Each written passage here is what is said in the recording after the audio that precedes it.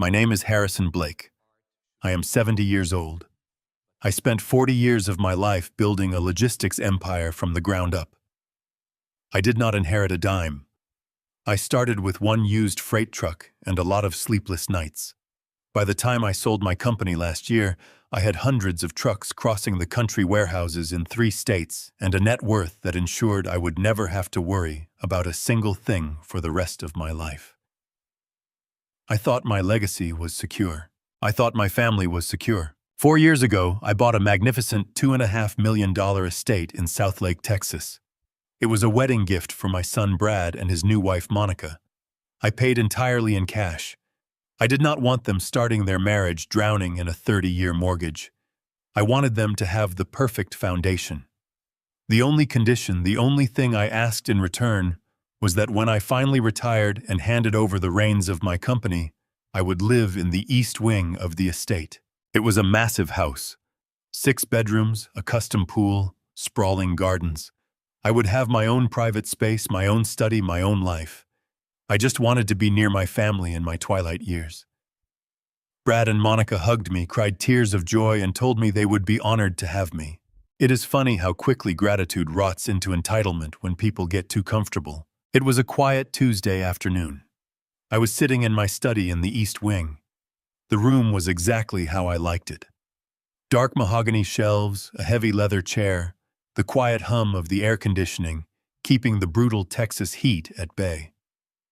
I was reviewing some residual investment portfolios on my laptop, minding my own business.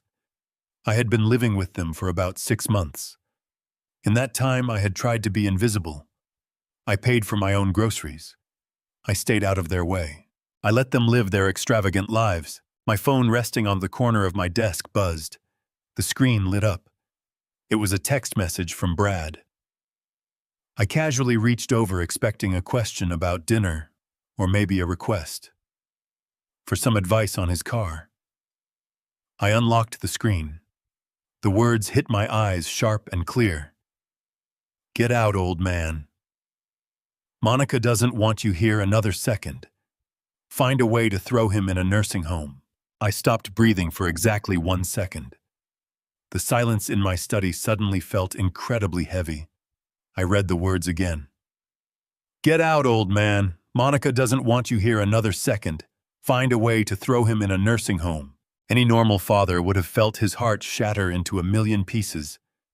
Any normal 70-year-old man might have broken down, wept, or marched out into the hallway to confront his son with tears in his eyes. He might have asked where he went wrong. He might have begged for an explanation, but I am not a normal man. You do not survive 40 years in the cutthroat logistics industry by letting your emotions dictate your actions. When a competitor tries to run you off the road, you do not cry. You assess the threat, you gather your data, and you crush them. The pain was there, a dull, cold ache deep in my chest. I had spent my life protecting this boy. I had paid for his college, covered his mistakes, and handed him the keys to a kingdom he did not earn. Now he was proving exactly what kind of man he truly was. My mind instantly went into survival mode. My son, the boy I had raised, the man I had bought this very house for, was plotting to throw me away like a piece of broken furniture. The mention of a nursing home wasn't just cruel. It was calculating. It meant they were actively discussing how to remove me against my will. My thumb hovered over the screen. I did not reply. Instead, I pressed the side buttons on my phone. The screen flashed. I took a screenshot.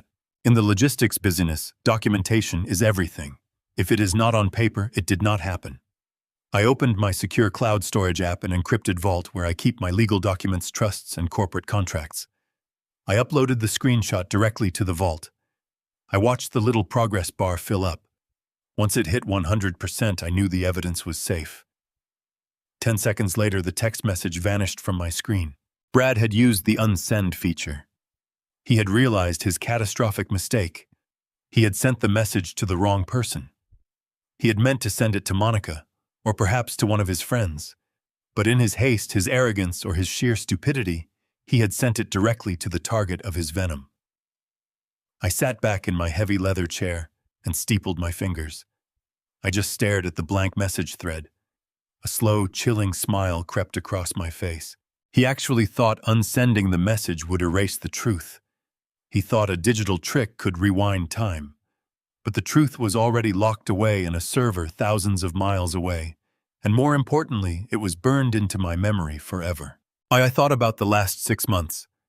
I thought about Monica's sweet, sickeningly fake smiles when she handed me a cup of coffee. I thought about Brad clapping me on the shoulder and calling me the best dad in the world whenever I offered to cover a ridiculously high utility bill. It had all been an act, a performance designed to placate the old man while they lived in the mansion his money had bought. They thought I was weak. They thought because I was 70, I was just a clueless old fossil waiting to die. They forgot that the man sitting in the East Wing was the same man who had ruthlessly negotiated multi-million-dollar union contracts. They forgot that I built my empire by anticipating every move my opponents made. My mind began to race, calculating variables. If they wanted me in a nursing home, it meant they wanted full control of the property. It meant they wanted my assets. They were no longer my family. They were a hostile liability, and liabilities have to be liquidated. Suddenly, the profound silence of the house was broken. I heard the frantic squeak of rubber soles against the polished hardwood floors of the main hallway. Someone was running. The footsteps were heavy, rushed, and entirely stripped of their usual arrogance. They were getting closer, echoing down the long corridor that led to my wing of the estate. I smoothly picked up my phone, locked the screen, and placed it face down on the desk. I turned my attention back to the laptop, adjusting my reading glasses, projecting the absolute picture of a relaxed, oblivious old man enjoying his retirement. I let my shoulders drop. I softened my expression. The hurried footsteps stopped abruptly outside my door. I could hear loud, ragged breathing on the other side of the heavy oak wood. The person was hesitating, trying to catch their breath, trying to compose themselves before facing the consequences of their mistake. The brass doorknob began to turn. It rattled slightly, betrayed by a shaking hand. The door swung open, and Brad burst into my study. His face was completely drained of color. He was sweating profusely, a slick sheen of panic coating his forehead. His chest heaved as he stood in the doorway, his eyes wide and terrified. His right hand was gripping his smartphone, with white knuckles squeezing the device so tightly I thought the glass might crack. He stared at me, searching my face for any sign of anger, any hint of the devastation he had just unleashed. I pushed my reading glasses down my nose, tilted my head, and offered him a mild, slightly confused, perfectly innocent fatherly smile. "Let the games begin." Brad stood frozen in the doorway of my study. His chest was heaving as he stared at me. He was clutching his smartphone so tightly his knuckles were completely white.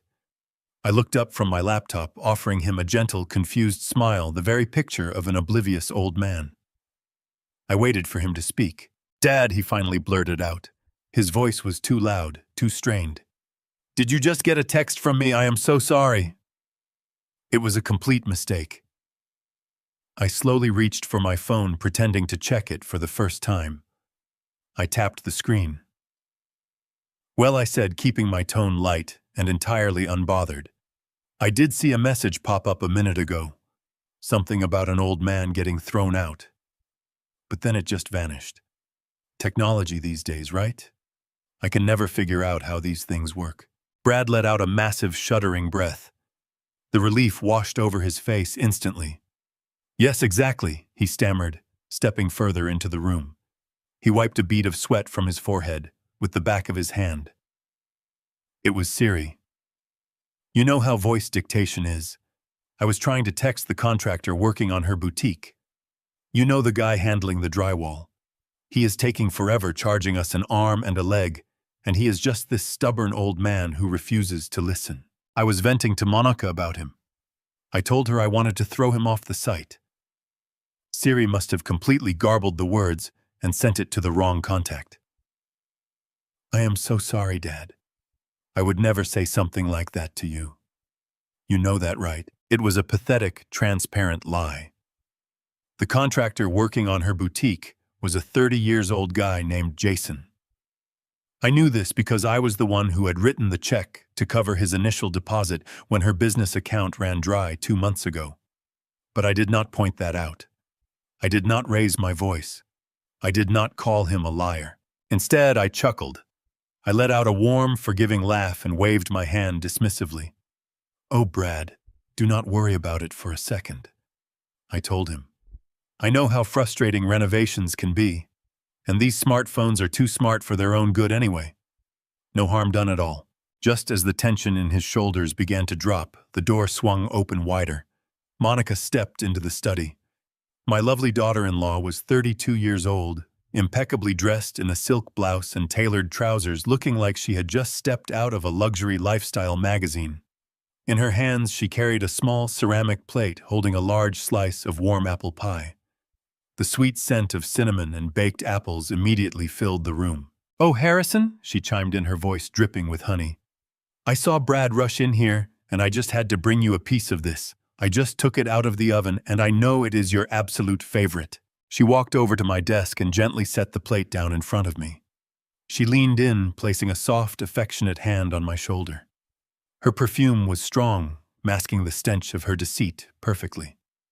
She flashed me a bright, flawless smile, the kind of smile she used whenever she needed a favor, or whenever she was trying to prove what a wonderful, caring family we all were. "Thank you so much, Monica," I said, looking up at her with genuine warmth in my eyes. "This looks absolutely delicious. You really did not have to go to the trouble just for me." "Of course I did," she replied, squeezing my shoulder lightly. "You do so much for us. Having you here in the house is such a blessing. We just want to make sure you are comfortable and happy, right, Brad?" She shot a quick, sharp look at her husband. Brad nodded eagerly, slipping his phone into his pocket. "Yes, absolutely, Dad. We love having you here." I looked at the two of them standing side by side in my study. They were a handsome couple. They looked prosperous, successful, and perfectly happy. To an outsider, it would seem like a scene from a heartwarming family movie. A devoted son and a loving daughter-in-law bringing a sweet treat to the beloved patriarch of the family. But I knew the truth. I knew what was hiding behind those pristine smiles. Behind her designer clothes and his eager nods was a profound, suffocating greed. They were parasites draining my resources, while secretly plotting to discard me in a squalid state-run facility the moment I outlived my financial usefulness to them. They were looking at me right now, not with love, but with cold, calculating patience.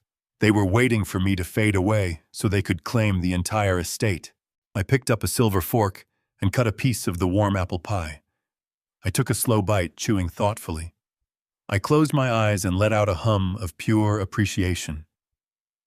"Monica, this is truly fantastic," I said, opening my eyes to look at her. "You always know exactly how to cheer up this old man." Her smile widened. She relaxed completely, entirely convinced that her performance had worked flawlessly. "I am so glad you like it, Harrison. Enjoy." I took another bite, continuing the charade. I watched them covertly. Brad let out a long, silent breath. He exchanged a very brief, incredibly arrogant look with his wife. It was a look that spoke volumes. It was the look of two people who believed they were vastly superior to the fool sitting in front of them. They believed they had won. They thought they had successfully navigated a disaster and kept their comfortable, luxurious lifestyle secure. They thought I was completely blind to their true intentions. "We will leave you to your work, Dad," Brad said, stepping back toward the door. "Let us know if you need anything at all." "I will, son." "Thank you," I replied cheerfully. Monica turned gracefully, her silk blouse swishing as she moved. Brad followed her out of the room. They pulled the heavy oak door shut behind them, leaving me alone in the quiet study once more. I stopped chewing. The sweet taste of the pie suddenly felt like ash in my mouth. I set the fork down on the desk with a quiet, metallic clink. I wiped my mouth with a napkin, my mind already calculating the next steps in my strategy. They had shown their hand, and now it was my turn to shuffle the deck. As I stood up slowly, my sharp eyes caught a sudden flicker of brief movement near the wooden threshold.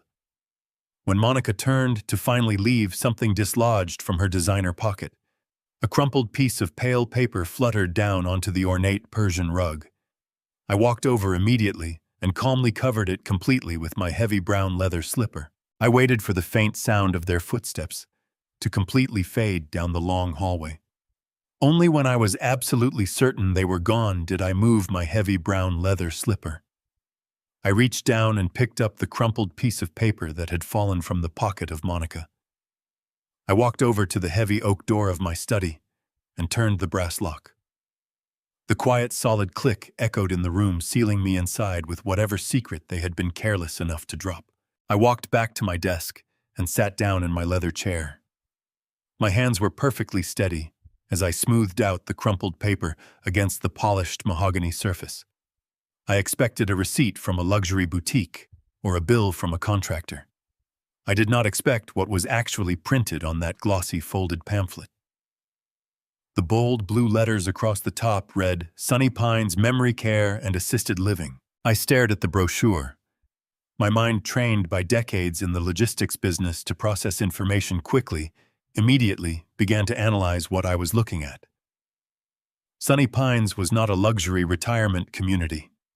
It was not one of those upscale resort-style facilities with manicured golf courses and private gourmet chefs that wealthy families use to quietly house their aging parents. I knew exactly what Sunny Pines was. It was a notoriously grim, state-run facility located on the absolute outskirts of the county. It was a place designed for patients who had absolutely nothing left.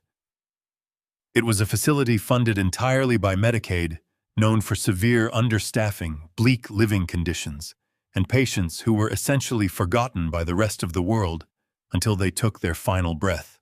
A cold chill washed over me. I traced my finger over the cheap, poorly printed photos of elderly residents, staring blankly at television screens. Why in the world would my son and daughter-in-law be looking at a brochure for a Medicaid-funded dementia facility? I am a man with an 8-figure net worth. I could afford round-the-clock private nursing care in a 5-star medical suite for the next 30 years without making a dent in my principal capital. If they simply wanted me out of the house, they could have easily booked me into a luxury community using the generous allowance I provided them every month. They could have framed it as a vacation, but they were not looking at luxury options. They were looking at a dumping ground. The realization hit me with the force of a freight train. The text message from Brad flashed in my memory again. Find a way to throw him in a nursing home. He did not say find him a nice place. He said throw him. They did not just want me out of the East Wing. They wanted me erased. For them to legally place me in a state-run facility like Sunny Pines, I would have to be completely broke. I would have to be stripped of my assets to qualify for state assistance. And for them to force me into a memory care unit against my will, I would have to be declared medically and legally incompetent. This was not just about wanting more privacy in their massive home. This was a calculated, predatory financial scheme. They were actively plotting to manufacture a medical crisis.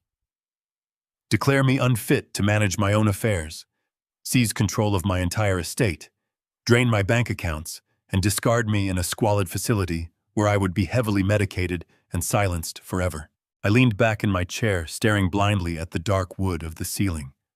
The sheer scale of their betrayal was staggering.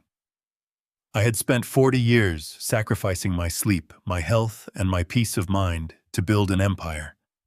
I missed countless holidays and family dinners so I could secure a financial future that would protect my bloodline for generations.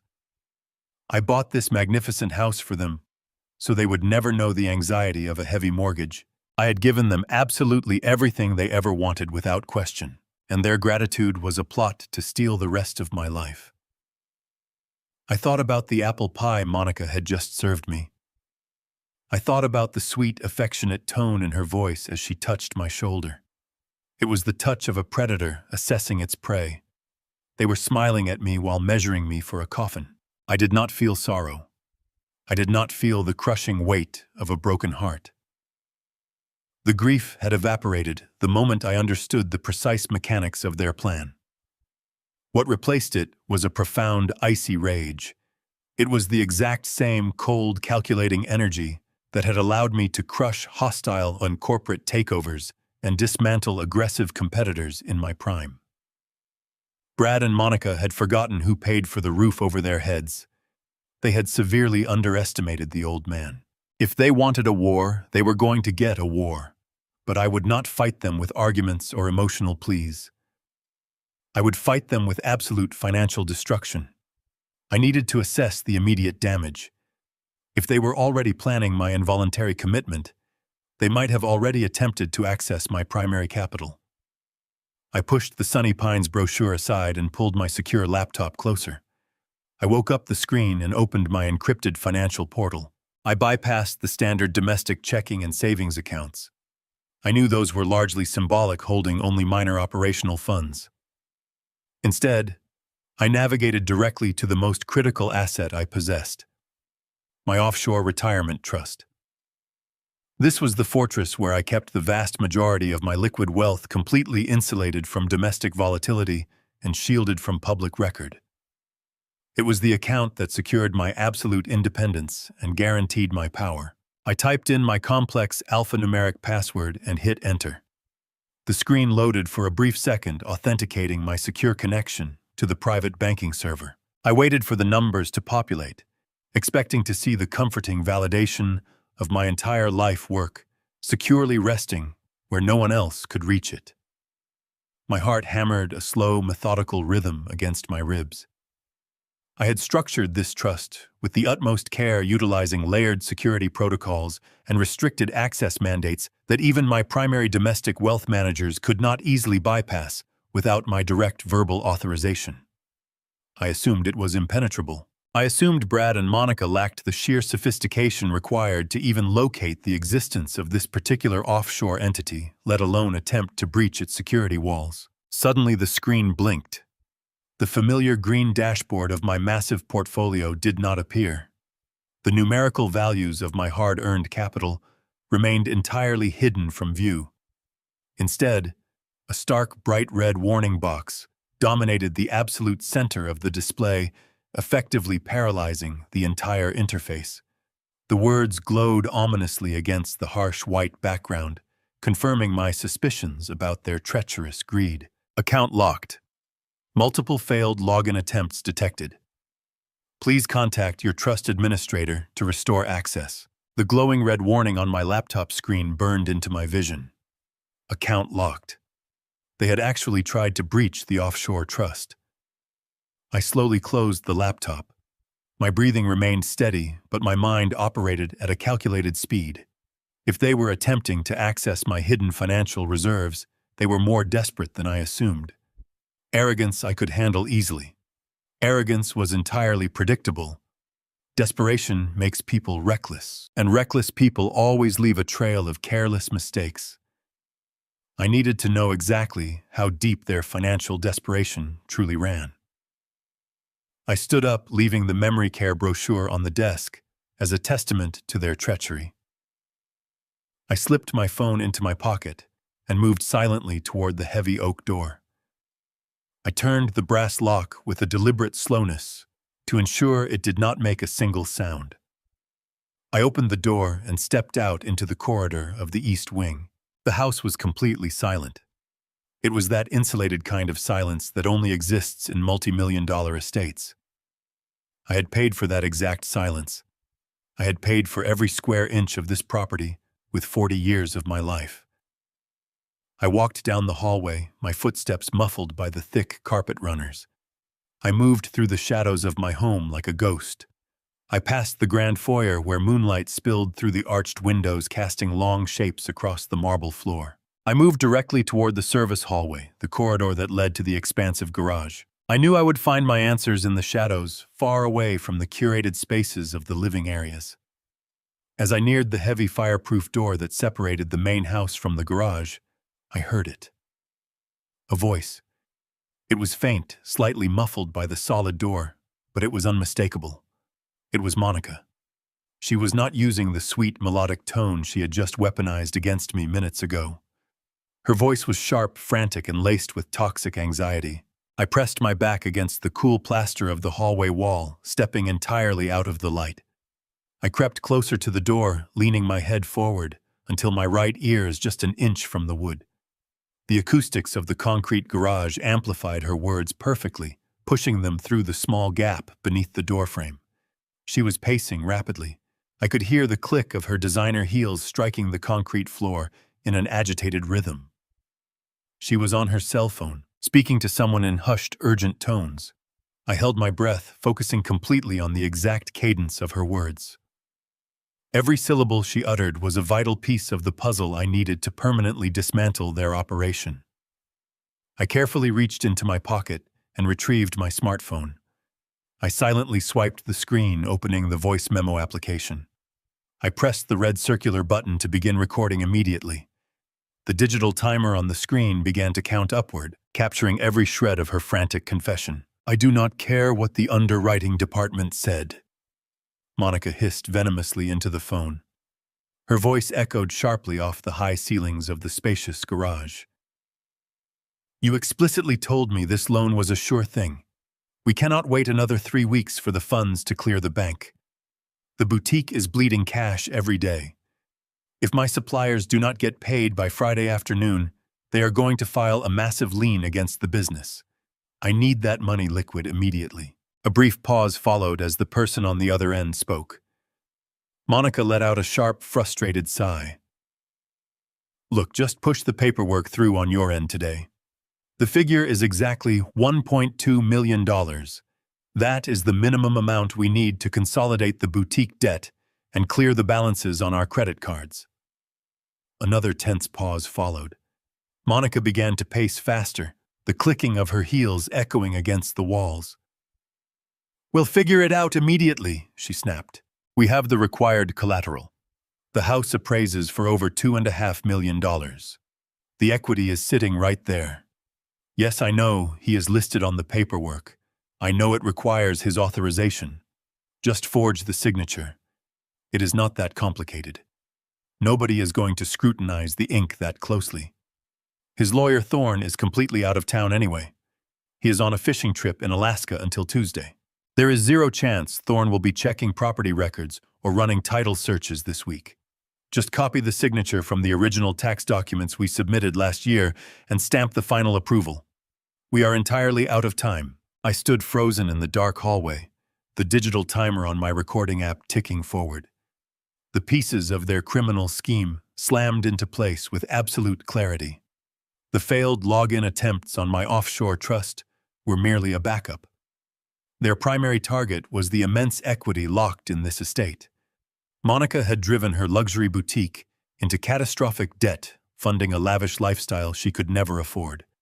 To save her failing vanity project and pay off their balances, they were attempting to take out a $1.2 million loan against the house. But they had hit a major roadblock. They knew I was listed on the paperwork, and any financial maneuver involving this property required my legal consent.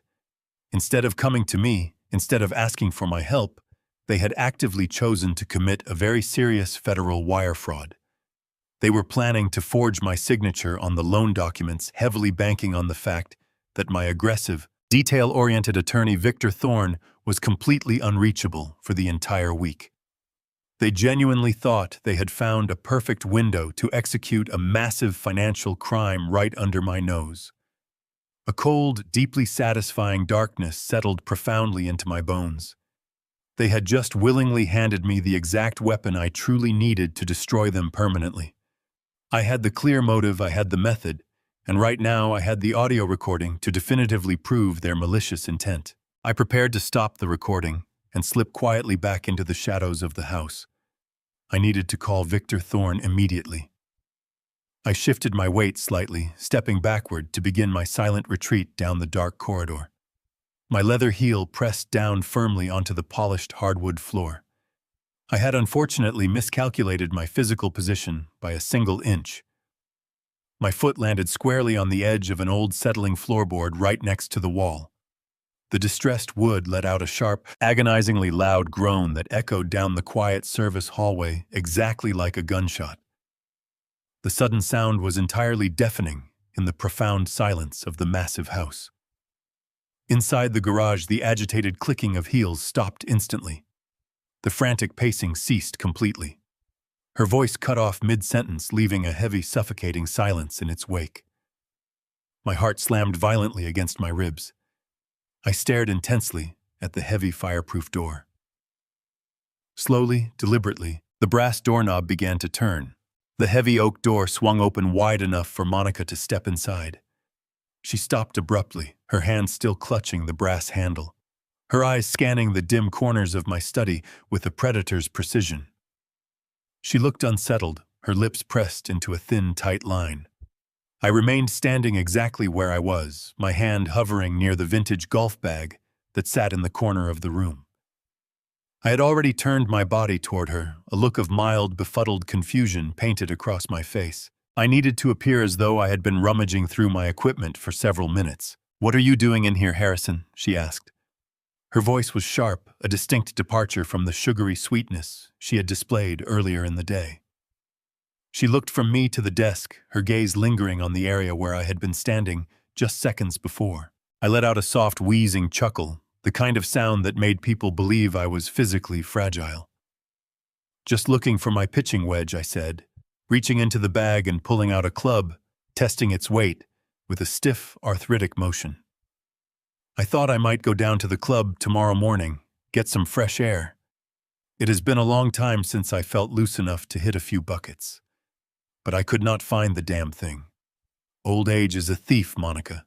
It steals your memory and your equipment in the same breath." She did not smile. She kept her eyes locked on mine, searching for any flicker of awareness, any hint that I had been doing something other than hunting for a golf club. The air in the study felt thick, heavy, with the weight of the lies currently circulating through this house. I felt the tiny recording device in my pocket burning against my leg, a silent witness to her conspiracy. "You were very quiet," she said, her voice dripping with skepticism. I did not hear any movement until the floorboard groaned. "It sounded like you were doing something strenuous, not just looking for a club." I shrugged, letting my shoulders slump forward, projecting the image of a defeated, weary man. I suppose I was just leaning hard. These old bones do not carry weight like they used to. My knees locked up. I just needed to steady myself against the wall. "Do not worry about me, dear. I am just a nuisance in my own home, am I not?" That statement was a calculated gambit. I knew she loved playing the victim, and by positioning myself as the pathetic, harmless elder, I was giving her exactly what she wanted to believe. Her expression shifted. The suspicion in her eyes ebbed, replaced by that familiar, condescending pity I had grown to loathe. She relaxed her posture, the tension in her hands fading, as she realized she did not have to deal with a threat, but merely an inconvenience. "No, you are not a nuisance," she said, her voice returning to that fake, sugary register. "You just startled me. I thought you were still in the living room. Go ahead, get your clubs.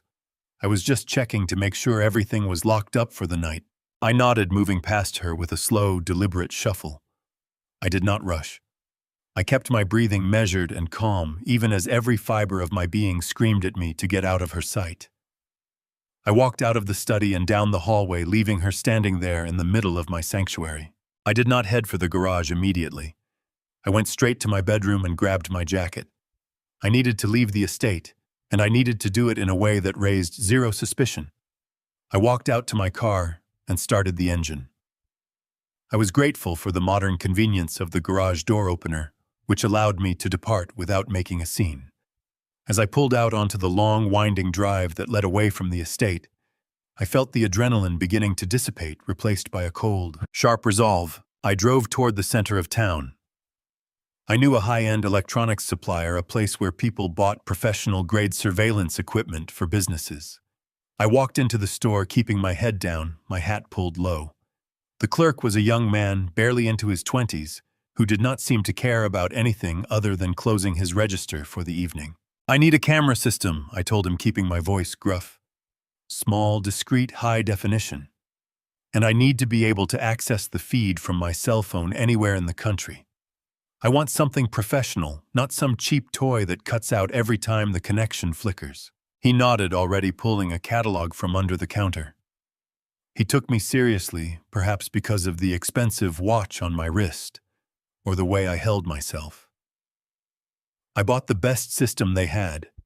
It included 4 micro cameras that could be mounted inside the casing of a standard smoke detector or a clock. They were invisible to the naked eye.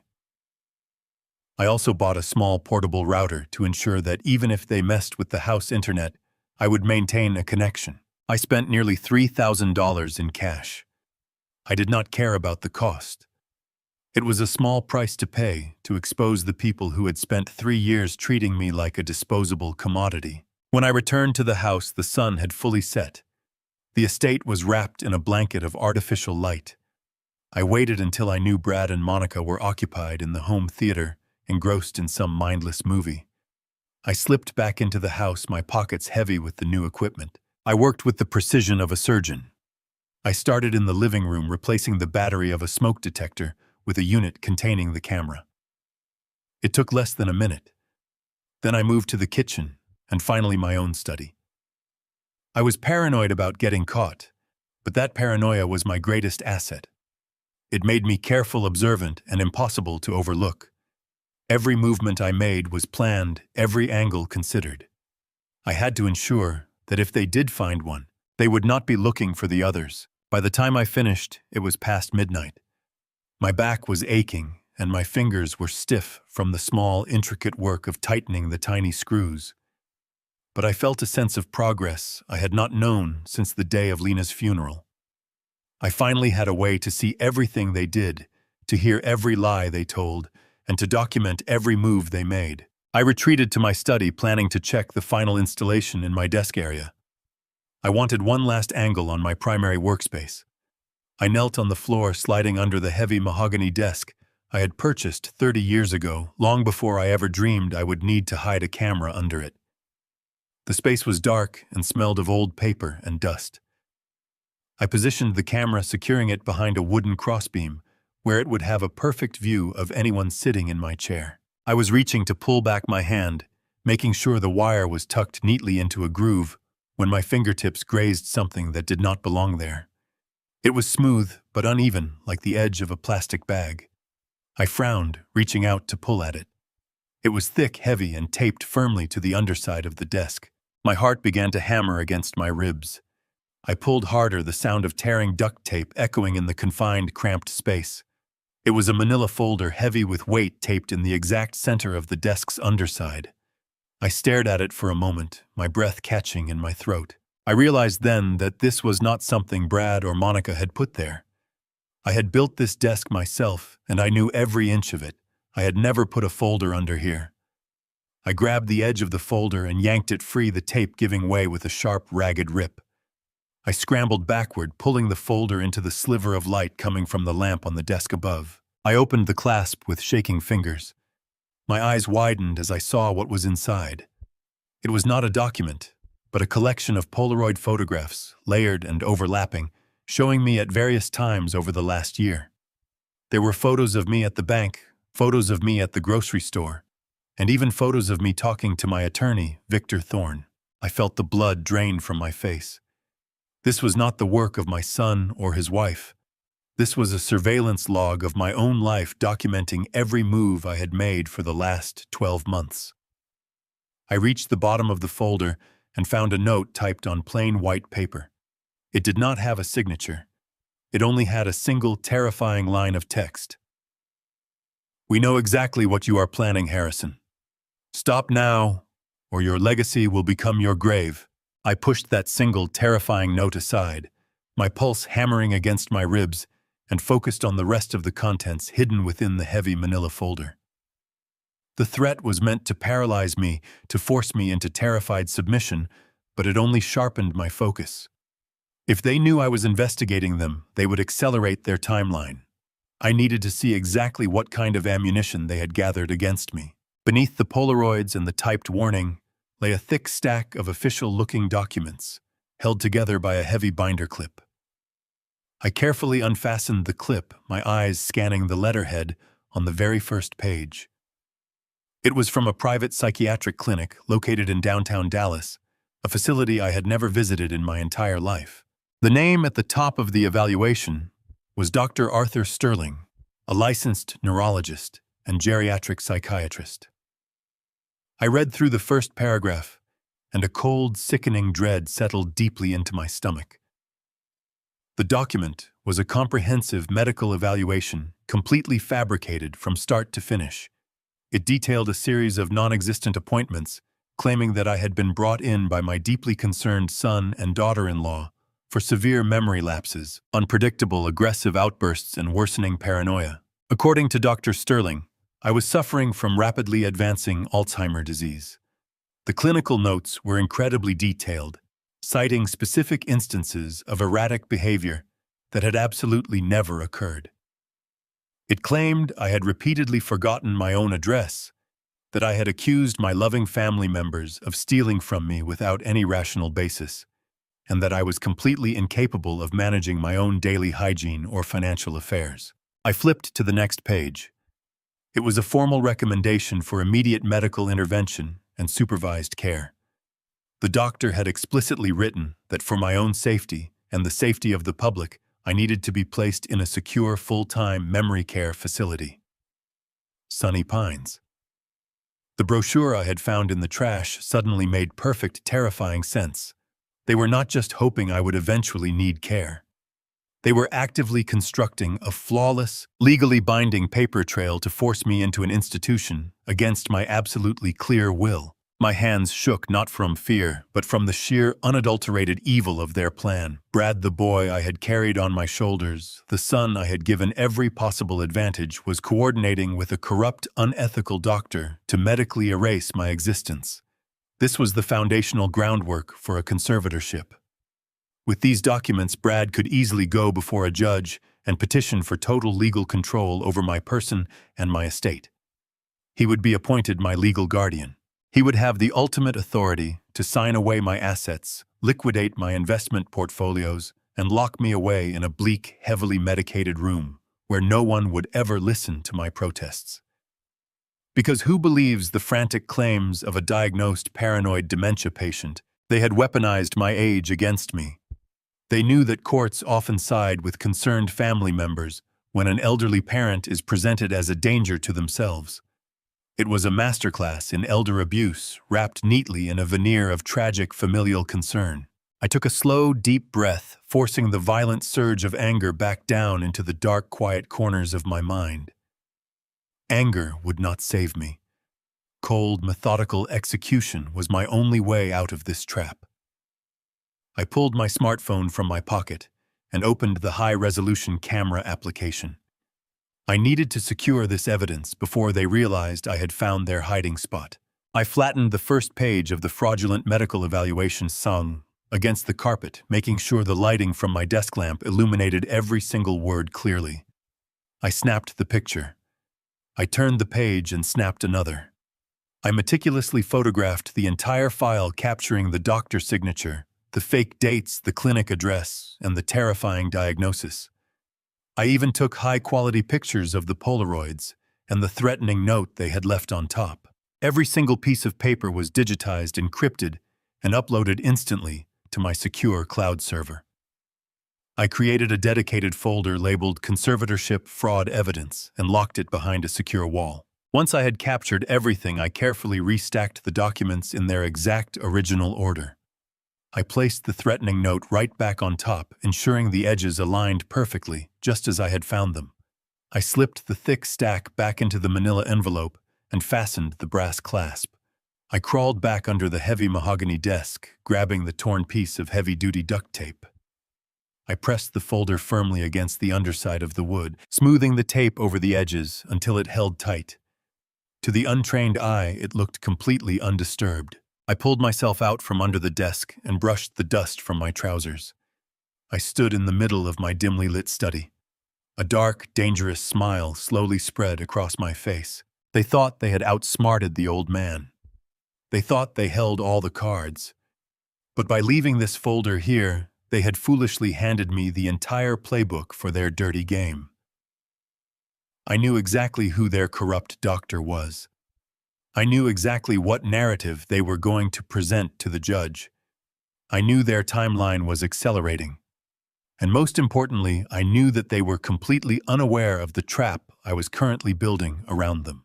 I walked over to the vintage globe sitting on my side table, tracing the raised continents with my fingertips. I had spent 40 years dominating the logistics industry by always being 3 steps ahead of my competitors. I knew how to set up dummy corporations, how to track hidden assets, and how to execute a hostile takeover without the target ever seeing it coming. Brad and Monica were amateurs playing in a league they fundamentally did not understand. I was going to let them keep digging their own grave. I was going to let them present these forged medical documents to a judge. I was going to let them commit perjury, medical fraud, and conspiracy. And then when they thought they had won, I was going to drop the hammer and crush their entire parasitic existence. The silence of the room was suddenly shattered by an electronic ping. It was not my primary cell phone. It was the private, unlinked burner phone I kept locked inside my desk drawer for highly sensitive corporate communications. I quickly pulled the drawer open and retrieved the small black device.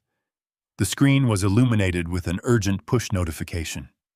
It was a high-priority alert from my premium credit monitoring service, a service Brad and Monica had no idea I employed. I unlocked the phone and opened the secure message. The text was blunt and terrifying. Alert. A hard inquiry has just been initiated on your Social Security number.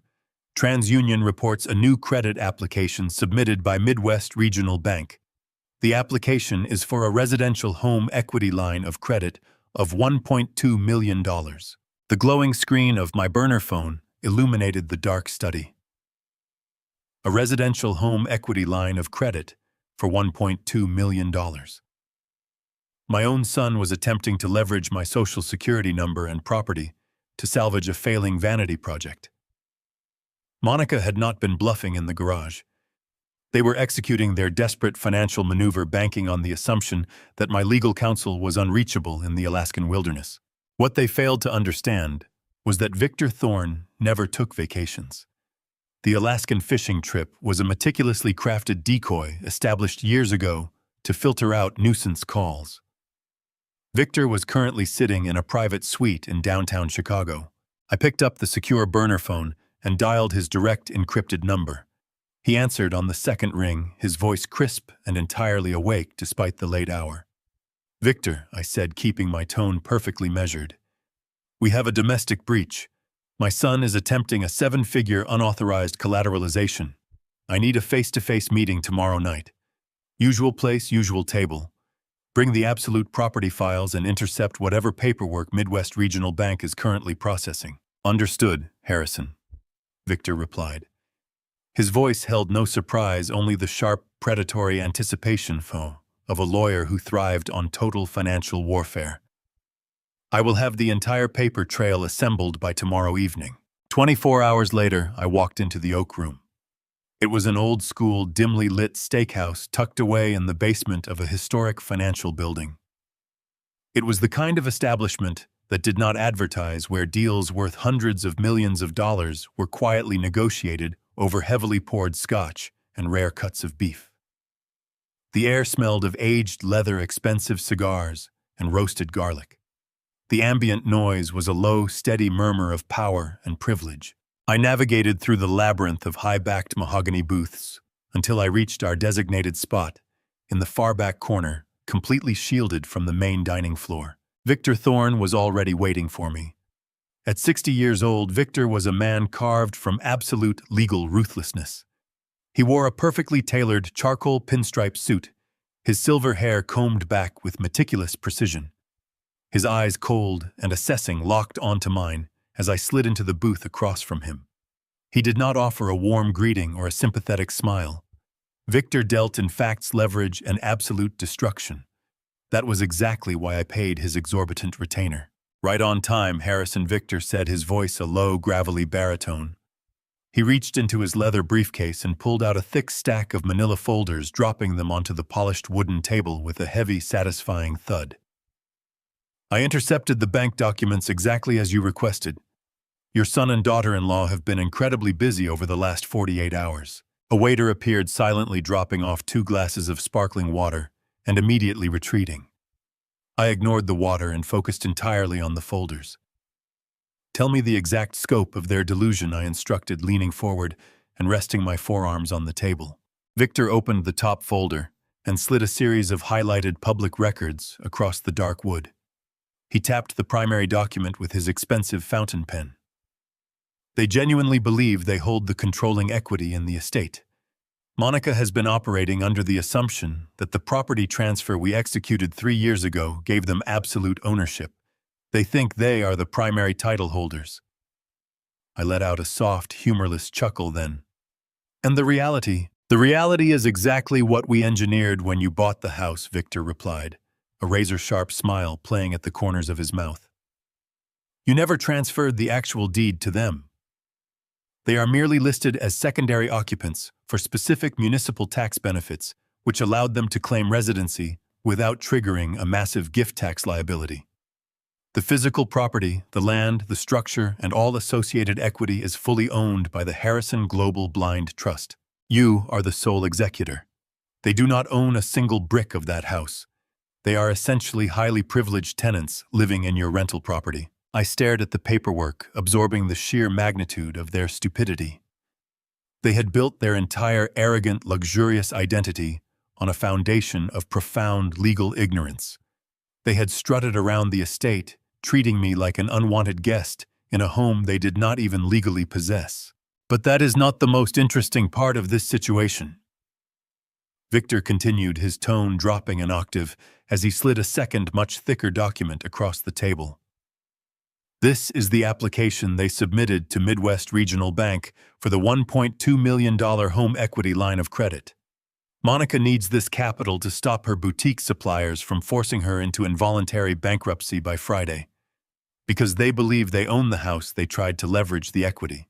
But the bank underwriters hit a wall when they saw the blind trust listed on the master title. I narrowed my eyes, scanning the dense paragraphs of banking legalese. So how did they bypass the trust requirement, I asked already, knowing the answer must involve profound criminal negligence. Victor leaned back in his leather booth, crossing his arms over his chest. They bypassed it by committing an extraordinary level of fraud. The bank required the explicit authorization of the trust executor. That is you. Because they firmly believed I was unreachable in Alaska, they took it upon themselves to expedite the process. They manufactured a completely fraudulent, notarized power of attorney. Victor slid the final piece of paper toward me. It was a high-resolution copy of a legal authorization form. At the very bottom of the page, resting on the designated signature line, was my name.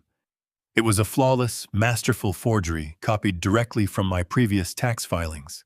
They had even managed to secure a fake notary stamp to legitimize the fraudulent document. They presented this to the bank this morning. Victor explained, his voice practically humming with predatory satisfaction. They formally declared that you are currently experiencing severe cognitive decline and are medically incapable of managing your own complex financial affairs. They used a fabricated medical evaluation from a Dr. Arthur Sterling to support the power of attorney.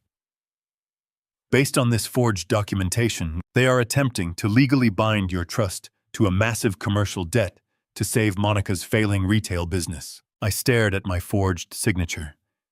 The audacity was breathtaking. They were not simply trying to steal my money.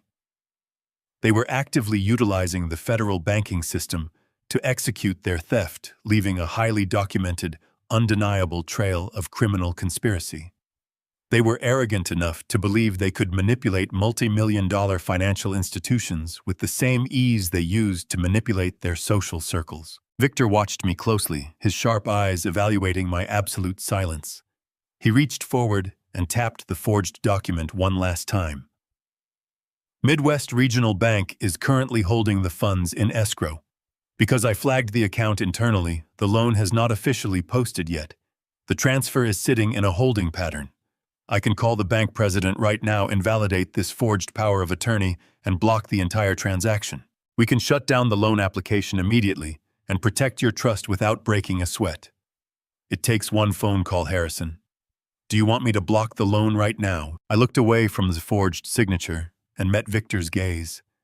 The steakhouse around us faded into absolute nothingness. I thought about Monica smiling at me over a plate of warm apple pie while secretly plotting my involuntary commitment to a squalid Medicaid facility.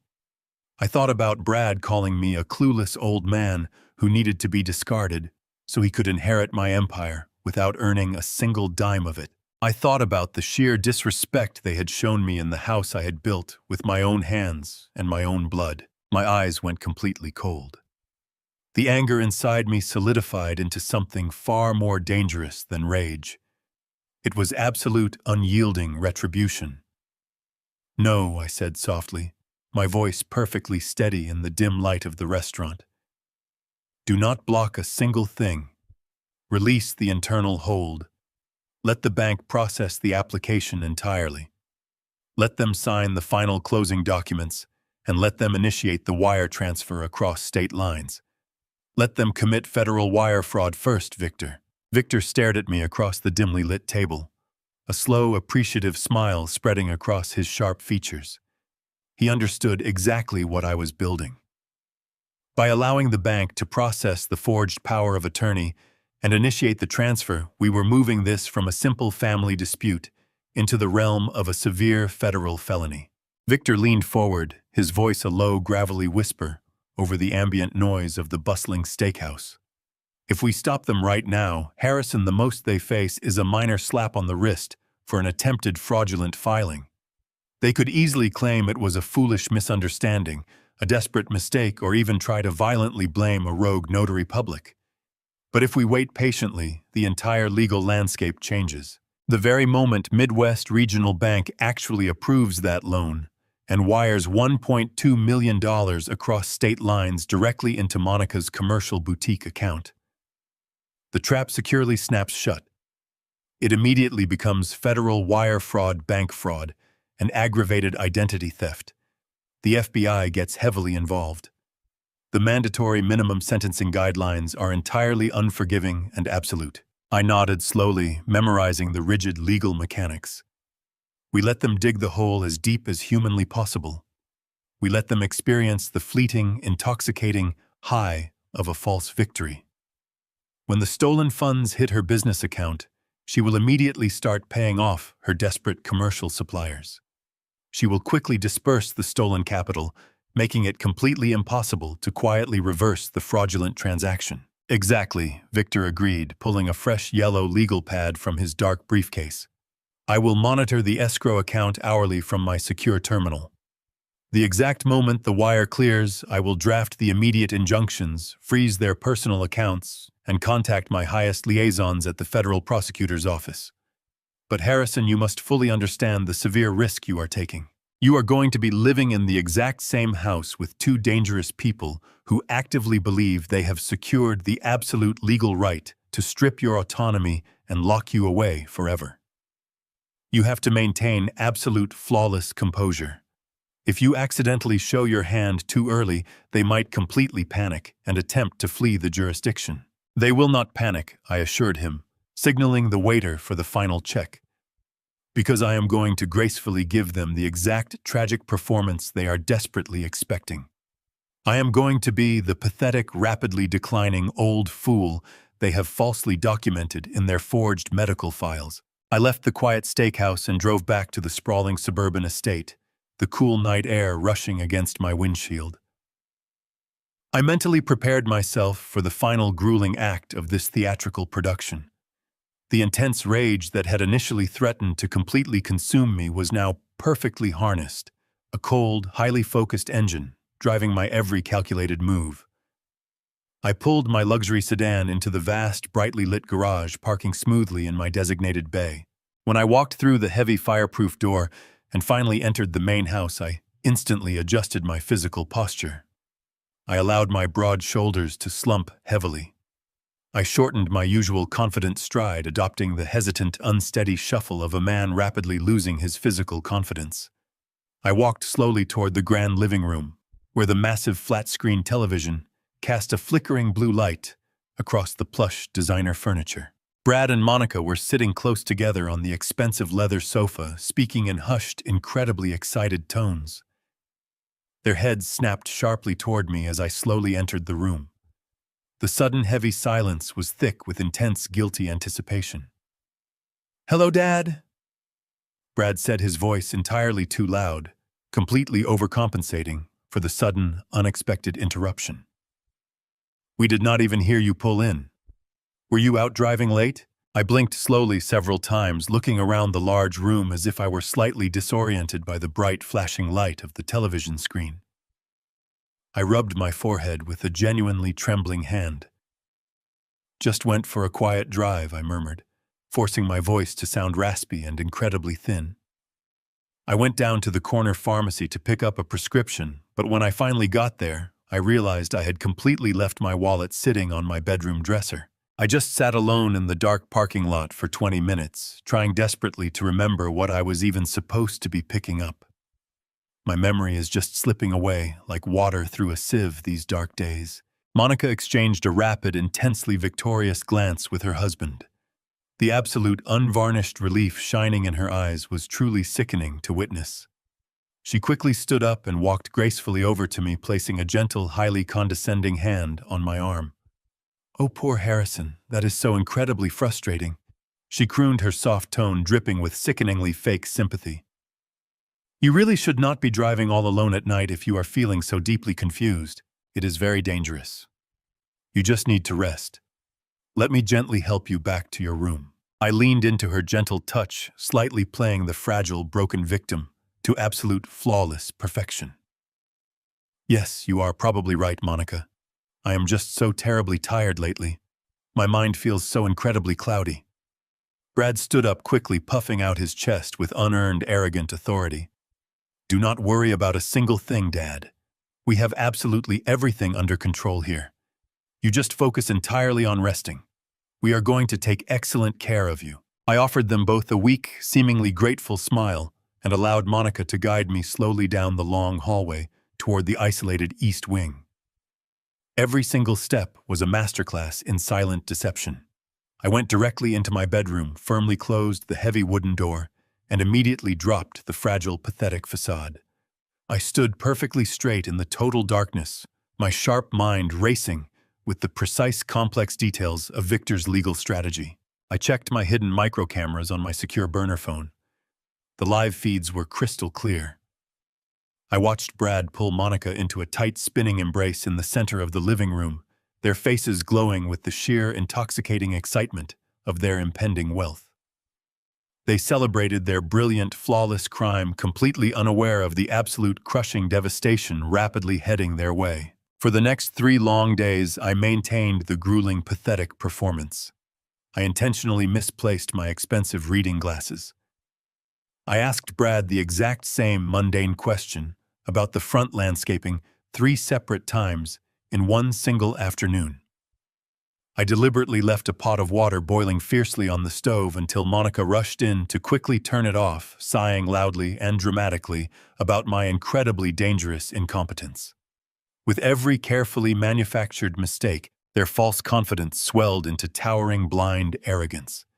They truly believed their fabricated medical evaluation was merely documenting sad reality. They felt entirely morally justified in their massive theft. On Thursday morning, the atmosphere inside the house shifted completely. There was a crackling electric tension hanging heavily in the air. I knew the fraudulent bank wire was officially scheduled to clear by the absolute end of the business day.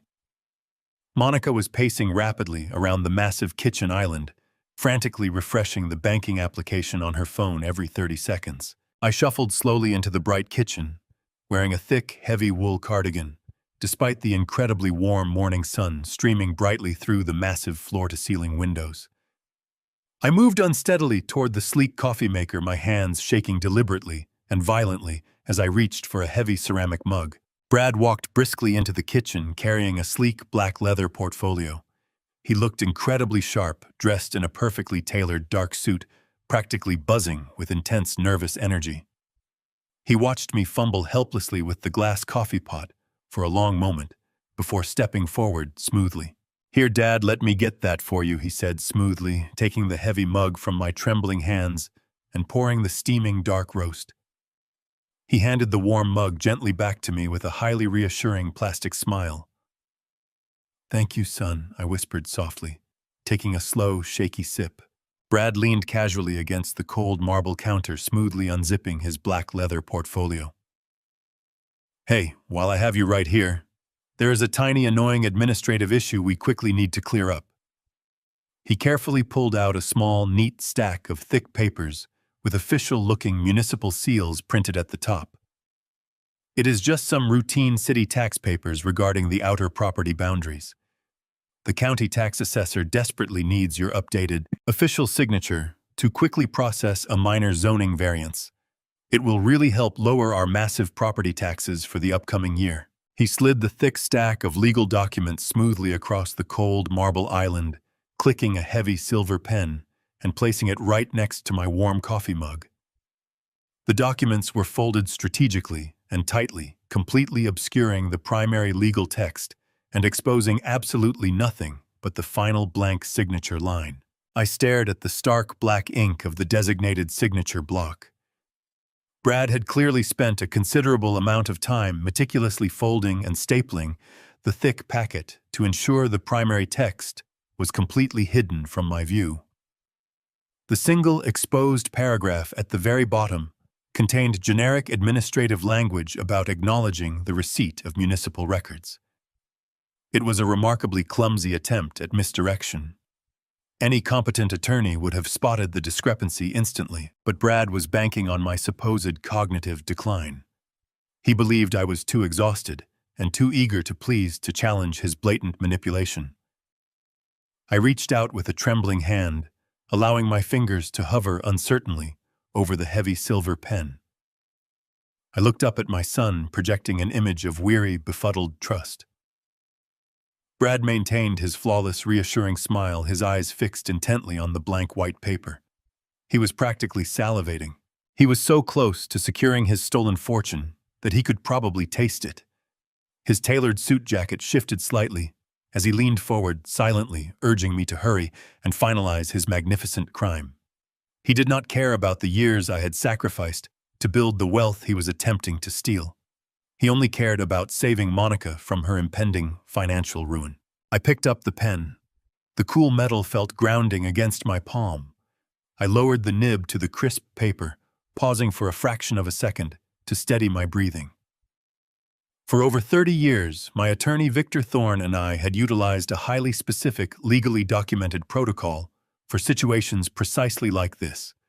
We operated in a ruthless corporate environment where hostile takeovers, corporate espionage, and executive kidnapping were legitimate threats. Long ago, we established a designated duress signature. It was a subtle but legally binding safety mechanism registered securely with our primary financial institutions and trusted notaries.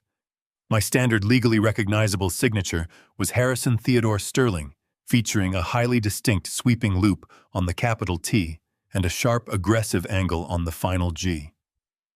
The duress signature, however, was fundamentally different. I pressed the pen to the paper and began to write slowly. I completely omitted my middle initial. I deliberately flattened the sweeping loops, reducing them to tight, cramped circles. I finished the last letter with a weak, trailing line that faded into nothingness. To the untrained eye, it looked exactly like the shaky, deteriorating handwriting of an elderly man suffering from severe motor skill degradation. To Victor Thorne and the federal banking regulators, it was an immediate, glaring alarm bell. It was a legally documented distress signal, explicitly declaring that the document was being signed under active fraud coercion or severe duress. It rendered the entire contract instantly void, while simultaneously providing irrefutable physical evidence of a crime in progress. I dragged the pen across the dotted line, perfectly executing the fraudulent loop. Every single scratch of the silver pen against the heavy paper was a masterstroke of absolute deception. I was sealing his fate with his own stolen instrument. I finished the final stroke and let the heavy pen slip from my fingers. It clattered softly onto the marble countertop. "There you go, Brad," I whispered, keeping my voice frail and textured with manufactured fatigue. "I sincerely hope that helps with the terrible property taxes. We certainly do not want any trouble with the county assessor. Brad did not even bother to offer a polite, appreciative pause. He lunged forward instantly, his hand darting out to snatch the thick packet of documents off the counter with a raw, desperate speed that almost knocked over my coffee mug. He quickly flipped the heavy pages closed, securing the forged authorization inside his leather portfolio. The sheer naked greed radiating from his posture was almost entirely suffocating. A massive wave of visible relief washed over his sharp features. The tight, anxious lines around his mouth instantly vanished, replaced by an arrogant, satisfied smirk. "Thank you, Dad," he practically chirped, zipping the portfolio shut with an aggressive sound. "This is going to help us out immensely. You have absolutely no idea. You are a real lifesaver. You really do not need to worry your tired head about these boring administrative details anymore. Monica and I are going to take care of everything from now on. You can just relax and enjoy your golden years without a care in the world." I watched him preen, his chest swelling with the false victory of a successful theft. He truly believed he had just legally hijacked my entire estate. He thought he had outsmarted a man who had survived decades of brutal corporate warfare. He had no idea that he had just handed me the physical evidence required to send him to a federal penitentiary for a very long time. His arrogance was blinding him to the destruction waiting for him. I picked up my coffee mug, wrapping my cold hands around the warm ceramic.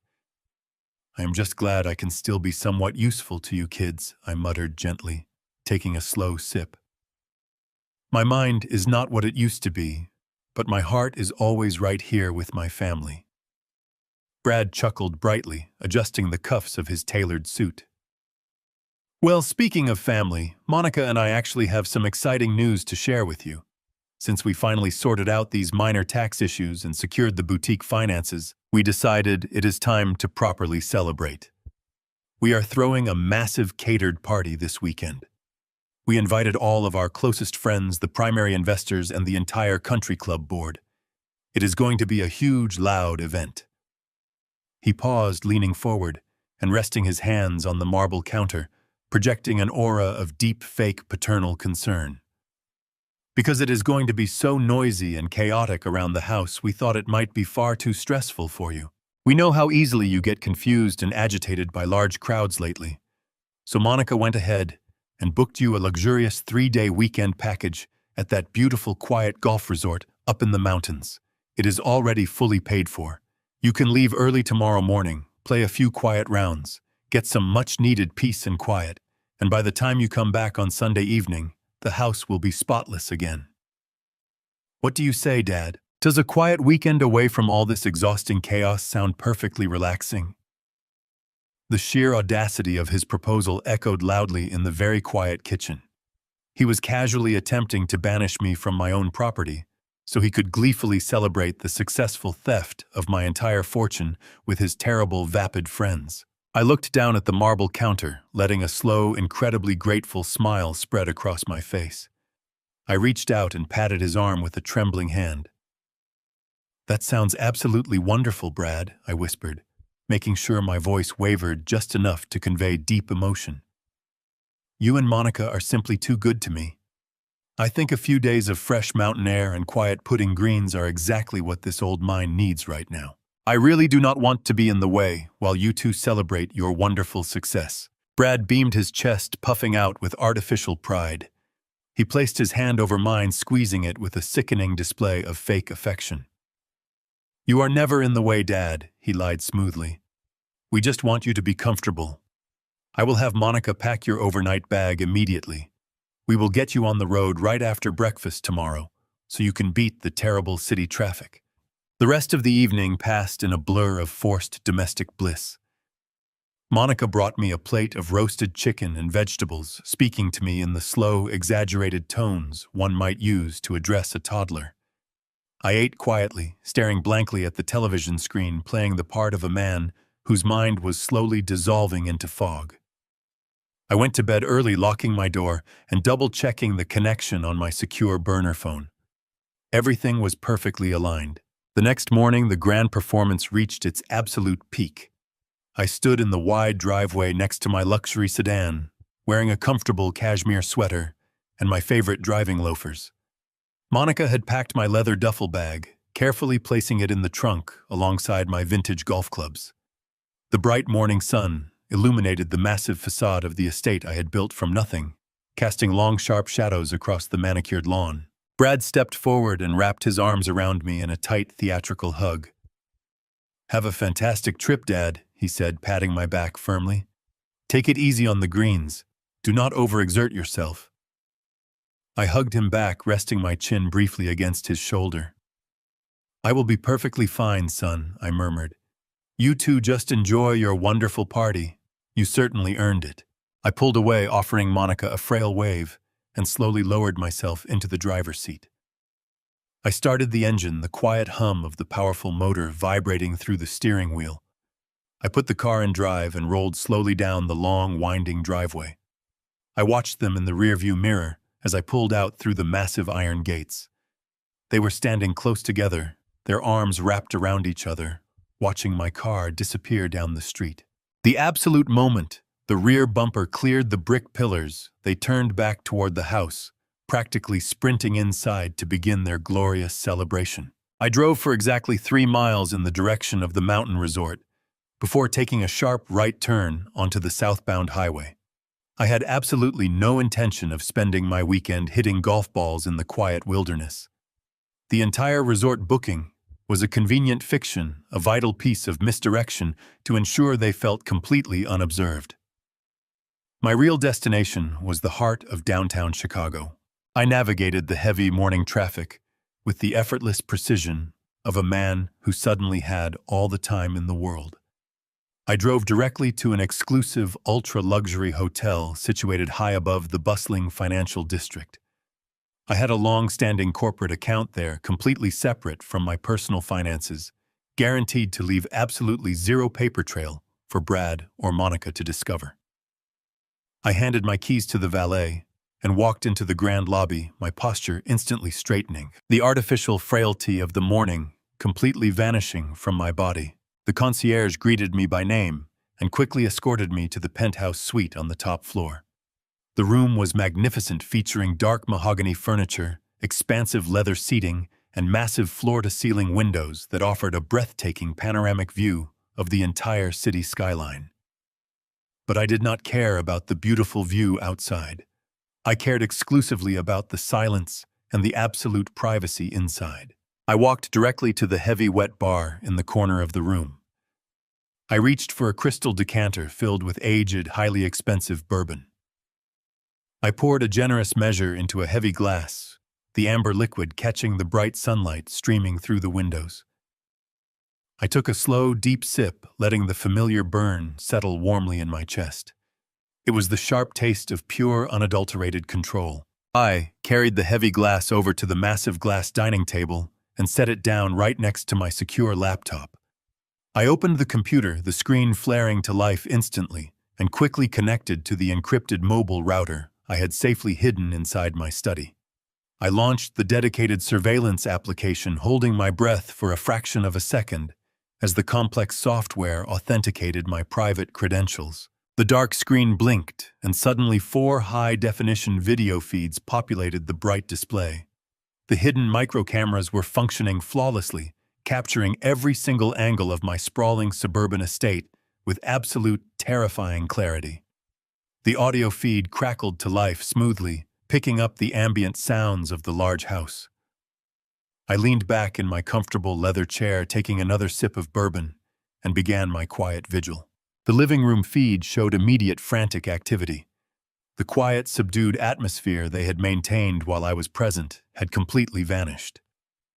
Monica was marching back and forth across the expensive rugs, shouting rapid instructions into her cell phone about floral arrangements and expensive catering platters. Brad was pacing near the fireplace, typing aggressively on his laptop, completely consumed by the intricate details of their impending celebration. They were behaving like spoiled royalty, who had just successfully conquered a massive foreign land. I watched them for several hours, observing the sheer magnitude of their profound arrogance. They dragged expensive cases of imported champagne through the front foyer. They rearranged my antique furniture to make room for a massive dance floor. They were physically erasing my presence from the house before I had even been gone for half a single day. The long afternoon slowly stretched into early evening. The sun dipped lower over the city skyline outside my hotel window, casting long dark shadows across the plush carpet of the quiet penthouse. I poured myself a second, much smaller measure of bourbon, keeping my eyes firmly locked on the glowing digital screens. The loud activity in the main house had settled down slightly, as they eagerly waited for the professional catering staff to officially arrive. I shifted my direct attention to the camera feed located inside my private study. The room was dark and perfectly still. The heavy mahogany desk sat exactly where I had carefully left it. The vintage globe rested quietly in the far corner. I had specifically positioned the tiny camera under the smoke detector to effectively capture a wide, commanding view of the entire space, ensuring that absolutely nothing could happen in that room without my immediate direct knowledge. Suddenly, the brass handle on the heavy oak door turned slowly. I leaned forward instantly, setting my crystal glass down on the table with a soft, distinct clink. My pulse quickened, a cold surge of adrenaline pumping rapidly through my veins. The thick door swung open silently, casting a long, bright beam of hallway light across the ornate Persian rug. Brad stepped quickly into the dark study, glancing nervously over his shoulder, before moving fully into the quiet room. He was not entirely alone. Monica followed closely behind him, her face tight with intense, anxious anticipation. But it was the third person who made the blood turn completely to freezing ice in my veins. A tall, broad-shouldered man stepped smoothly through the doorway, his heavy boots thudding softly against the hardwood floor. He wore dark, inconspicuous clothing and a simple baseball cap pulled very low over his shifting eyes. In his strong right hand, he carried a massive, heavily reinforced metal toolbox. He was clearly not a caterer. He was not a florist. He was certainly not a friendly contractor hired to set up a small dance floor in the main living room. Brad gestured quickly toward the far wall of the study, pointing directly at the large, abstract oil painting that perfectly covered the hidden fireproof wall safe. The secure safe held the physical deeds to my international properties, the master keys to my domestic lockboxes, and a substantial cache of untraceable physical assets. It was the final impenetrable fortress of my personal wealth. The quiet stranger nodded silently, setting the heavy metal toolbox down on my pristine rug with a dull, heavy thud. He stepped right up to the beautiful painting and removed it from the plaster wall with practiced, effortless efficiency, exposing the brushed steel dial of the hidden vault. He opened his metal toolbox, revealing a complex array of electronic drills, digital stethoscopes, and heavy-duty magnetic manipulation devices. I stared directly at the glowing laptop screen, my breath catching painfully in my throat. Brad and Monica were not merely satisfied with the massive real estate loan. The forged signature was only the very beginning of their comprehensive assault. They were actively attempting a total, absolute financial cleansing. They had perfectly used the fake golf trip to officially gain unimpeded access to my most secure physical assets. They had brought a professional safecracker directly into my beloved home. I sat completely motionless in my high-backed leather chair at the luxury hotel, my eyes fixed intently on the glowing screen of my laptop. Through the hidden camera mounted near the smoke detector, I watched the professional safecracker work with terrifying silent efficiency. He attached a heavy industrial-grade magnetic drill press directly to the brushed steel front of my wall safe. The harsh, high-pitched whine of the drill biting into the reinforced metal was muffled by the thick acoustic paneling of my study, but it echoed loudly through my secure audio feed. Sparks flew in bright, jagged arcs, illuminating the greedy, eager faces of my son and daughter-in-law. Brad shifted his weight from foot to foot, rubbing his hands together in a display of nervous, unadulterated anticipation. Monica stood close beside him, her arms crossed tightly over her chest, her eyes wide and hungry as she watched the heavy drill slice through the physical barrier of my supposed financial empire. They believed they were finally breaching the inner sanctum of my legacy. They believed they were mere moments away from securing the physical documents that would grant them absolute uncontested access to the vast fortune I had spent 4 decades building. What they absolutely did not know, and what I had planned with meticulous, cold precision, was that the safe currently being violated was an intricate, expensive decoy. The actual safe, the one holding my genuine international property deeds and untraceable bearer bonds, was hidden behind a false panel in the basement wine cellar. The wall safe in my study was nothing more than a carefully orchestrated theatrical prop designed specifically for this exact treasonous scenario. I took a slow, calming sip of my aged bourbon, savoring the deep, rich flavor as the soft cracker finally pulled back the heavy drill. He wiped a thick layer of metallic dust from his forehead, twisted the heavy steel handle, and pulled the thick door open with a solid, satisfying click. Brad practically shoved the hired professional out of the way, diving toward the open vault, with the frantic, pathetic desperation of a starving animal. He reached inside and pulled out a thick, heavy stack of documents, tightly bound with thick rubber bands. He threw them onto the center of my mahogany desk, exactly where my hidden camera captured every single detail in high definition. Monica rushed forward, grabbing the first document off the top of the stack. Her eyes scanned the thick, heavily embossed paper rapidly. "Oh my God, Brad," she gasped, her voice trembling with sheer intoxicating greed. "These are the physical bearer bonds. And look at these stock certificates. There are millions of dollars sitting right here in these folders."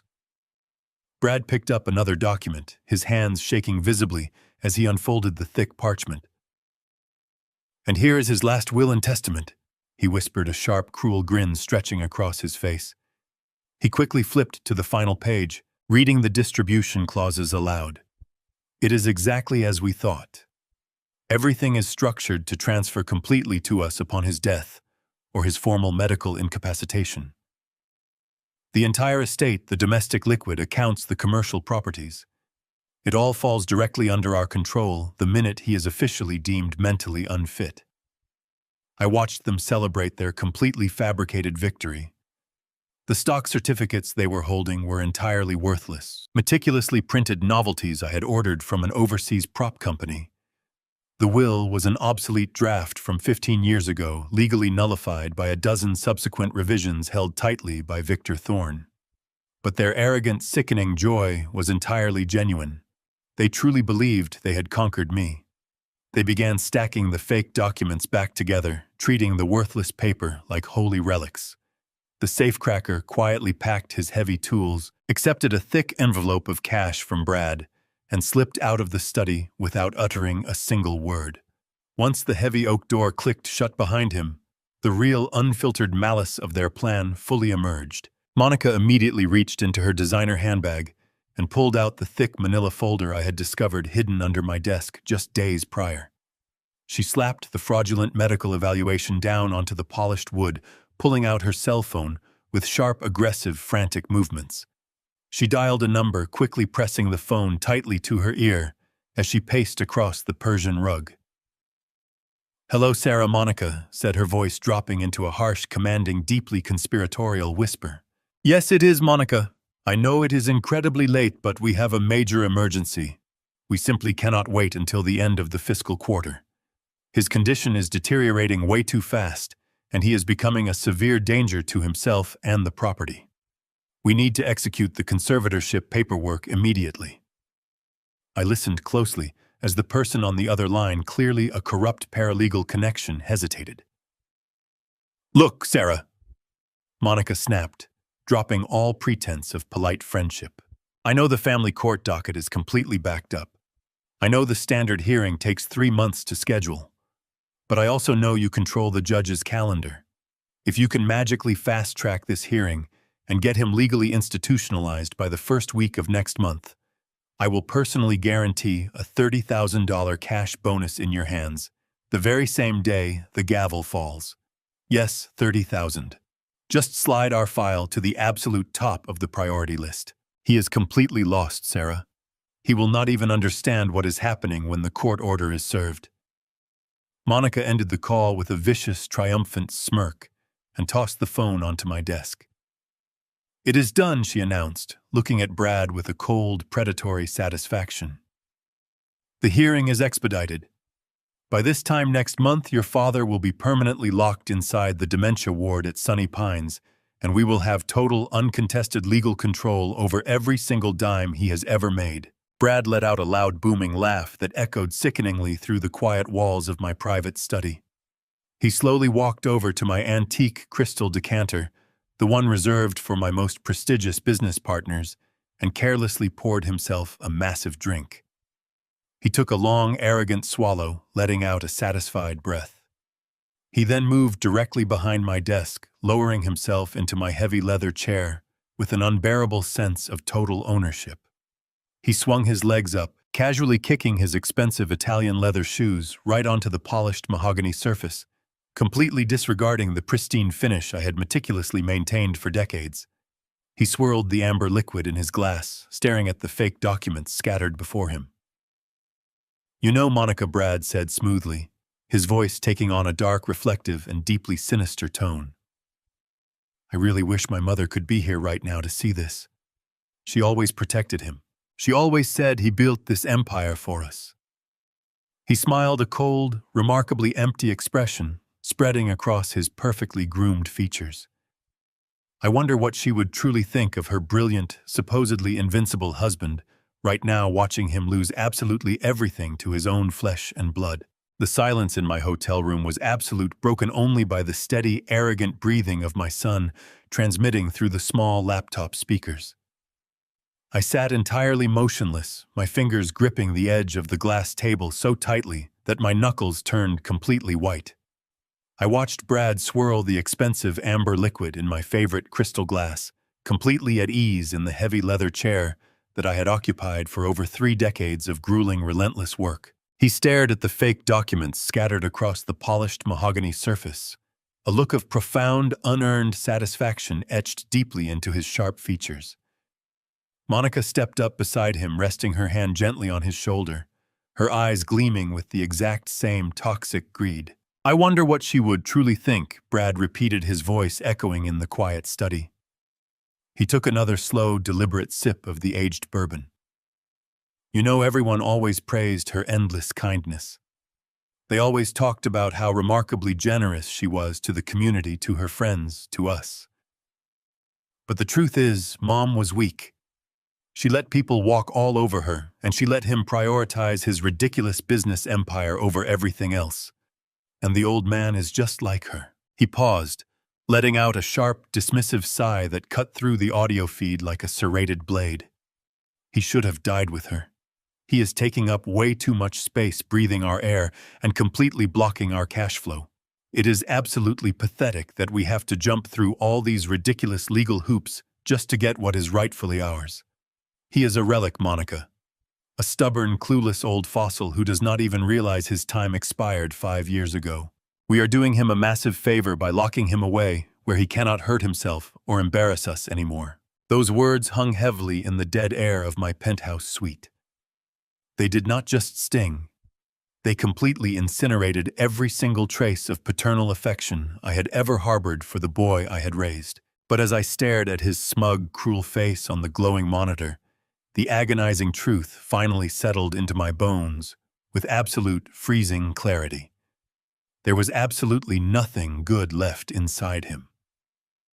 The son I had loved was entirely gone, replaced by a parasitic, heartless stranger who viewed my continued existence as nothing more than an inconvenient obstacle to his unearned wealth.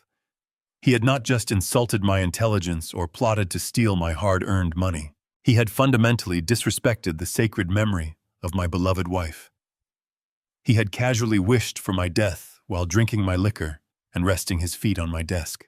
Any last lingering paternal mercy in my deeply bruised heart instantly turned to cold gray ash.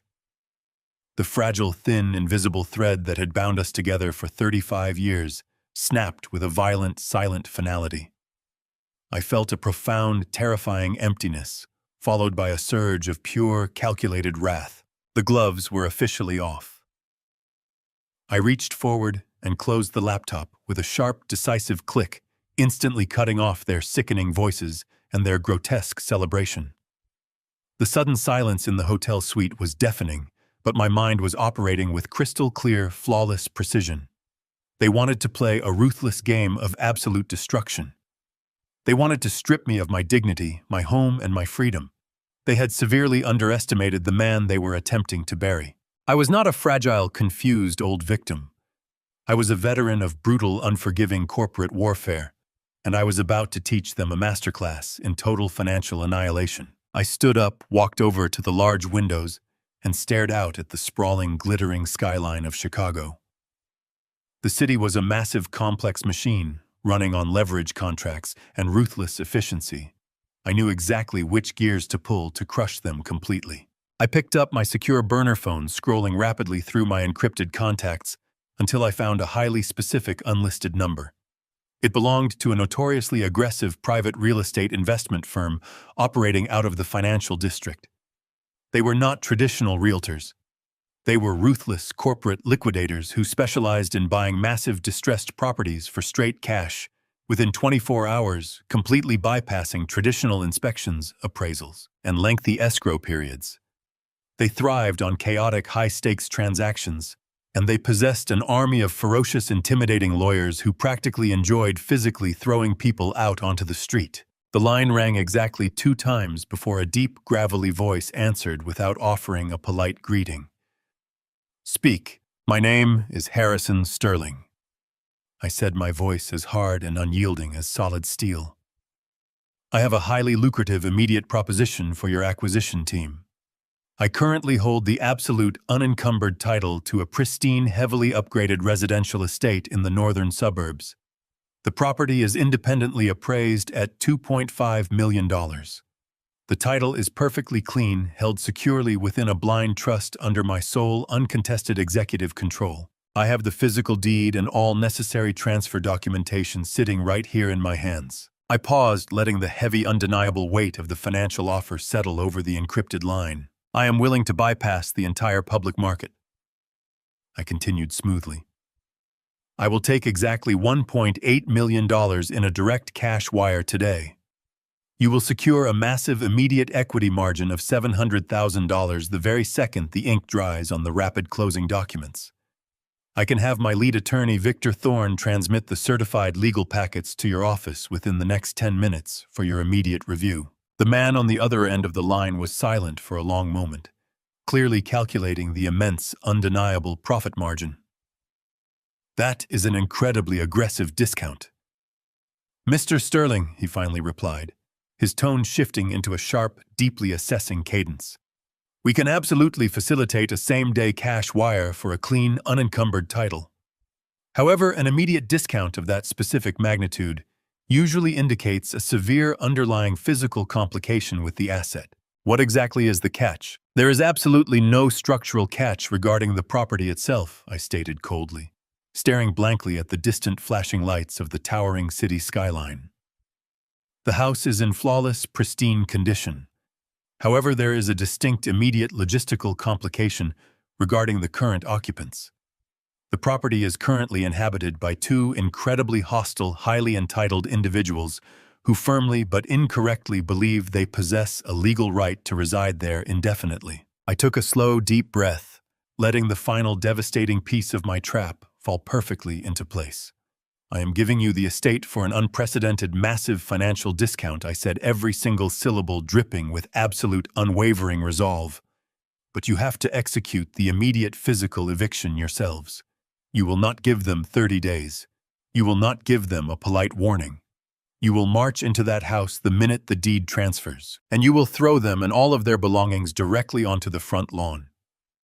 Do we have a deal?" The man on the other end of the encrypted line chuckled softly, a dry, rasping sound that conveyed absolute ruthless professionalism. "Mr. Sterling, we specialize exclusively in high-impact rapid acquisitions. For a $700,000 equity margin, my team will personally carry their designer luggage to the curb and legally change all the deadbolts before they even realize what hit them. We have a deal. Send the legal paperwork over immediately."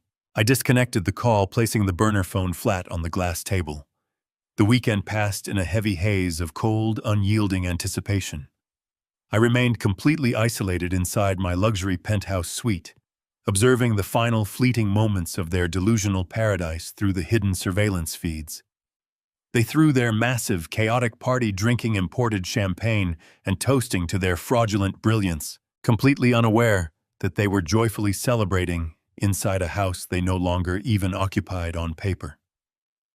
By late Sunday night, the expedited title transfer was legally finalized and securely recorded. The sprawling suburban estate officially belonged to the liquidators.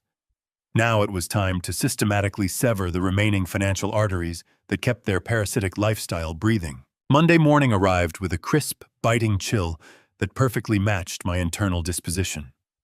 I walked confidently into the imposing glass and steel skyscraper, housing Victor Thorne's private legal practice. His corner office was a sprawling masterpiece of minimalist intimidation, situated high on the 42nd floor, with a commanding panoramic view of the dark Chicago River. Victor was already seated securely behind his massive marble desk, his hands steepled, flanked by 3 highly specialized financial paralegals who looked like corporate soldiers ready for immediate deployment. The property transfer has officially cleared the county registry without a single red flag, Victor announced in his gravelly baritone as I took the heavy leather seat directly opposite him. The aggressive liquidation firm possesses the master deed. They are currently staging their tactical eviction team in the immediate vicinity. But as we discussed previously, the physical house is merely the geographic battlefield. To truly cripple their operation and leave them entirely defenseless against the incoming federal fraud charges, we must execute the total, uncompromising financial blackout right now. I nodded slowly, opening my secure laptop and linking it directly to Victor's encrypted master terminal. For 3 incredibly long years, I had maintained several massive joint accounts to quietly subsidize their extravagant, reckless lifestyle. I had allowed them premium authorized user status on my primary corporate accounts, passively paying for their luxury cars, their exotic European vacations, and Monica's relentless, insatiable social climbing. It was a foolish, blinding indulgence born of a grieving father's desperate love. Today, that pathetic indulgence ended permanently. Drain the secondary slush funds, I instructed flatly, staring at the glowing monitor. Victor's lead paralegal began typing with rapid clinical precision, her fingers flying across the illuminated keyboard. Within seconds, I watched the digital balances of 3 separate high-yield checking accounts plummet violently from 6 figures down to absolute zero. The massive funds were instantly rerouted and locked tightly inside my heavily fortified, legally impenetrable offshore trust. They now possessed absolutely zero liquid cash to draw from. Next, I said, leaning forward, my voice dropping into a deadly whisper. Cancel the automatic banking payments on Brad's heavily financed luxury vehicles. Target the Mercedes SUV and the vintage Porsche. Victor tapped a sequence of keys, instantly revoking the automated corporate clearing authorizations. Done, he confirmed, his eyes fixed on the screen. Without those scheduled auto drafts padding their accounts, the leasing companies will automatically register them as severely delinquent within 48 hours.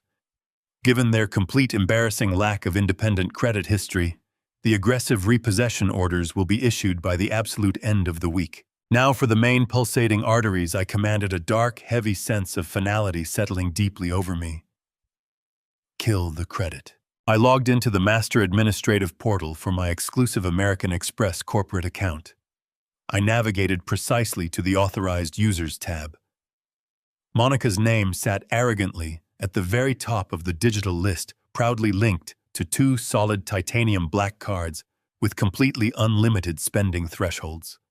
I had watched her repeatedly use those specific cards to buy fake friends, manufacture influence, and desperately maintain the hollow illusion of massive personal wealth. She treated my hard-earned corporate treasury as her own private endless allowance. I selected her user profile, hovered my small cursor directly over the red termination prompt, and clicked the mouse with a sharp, decisive snap.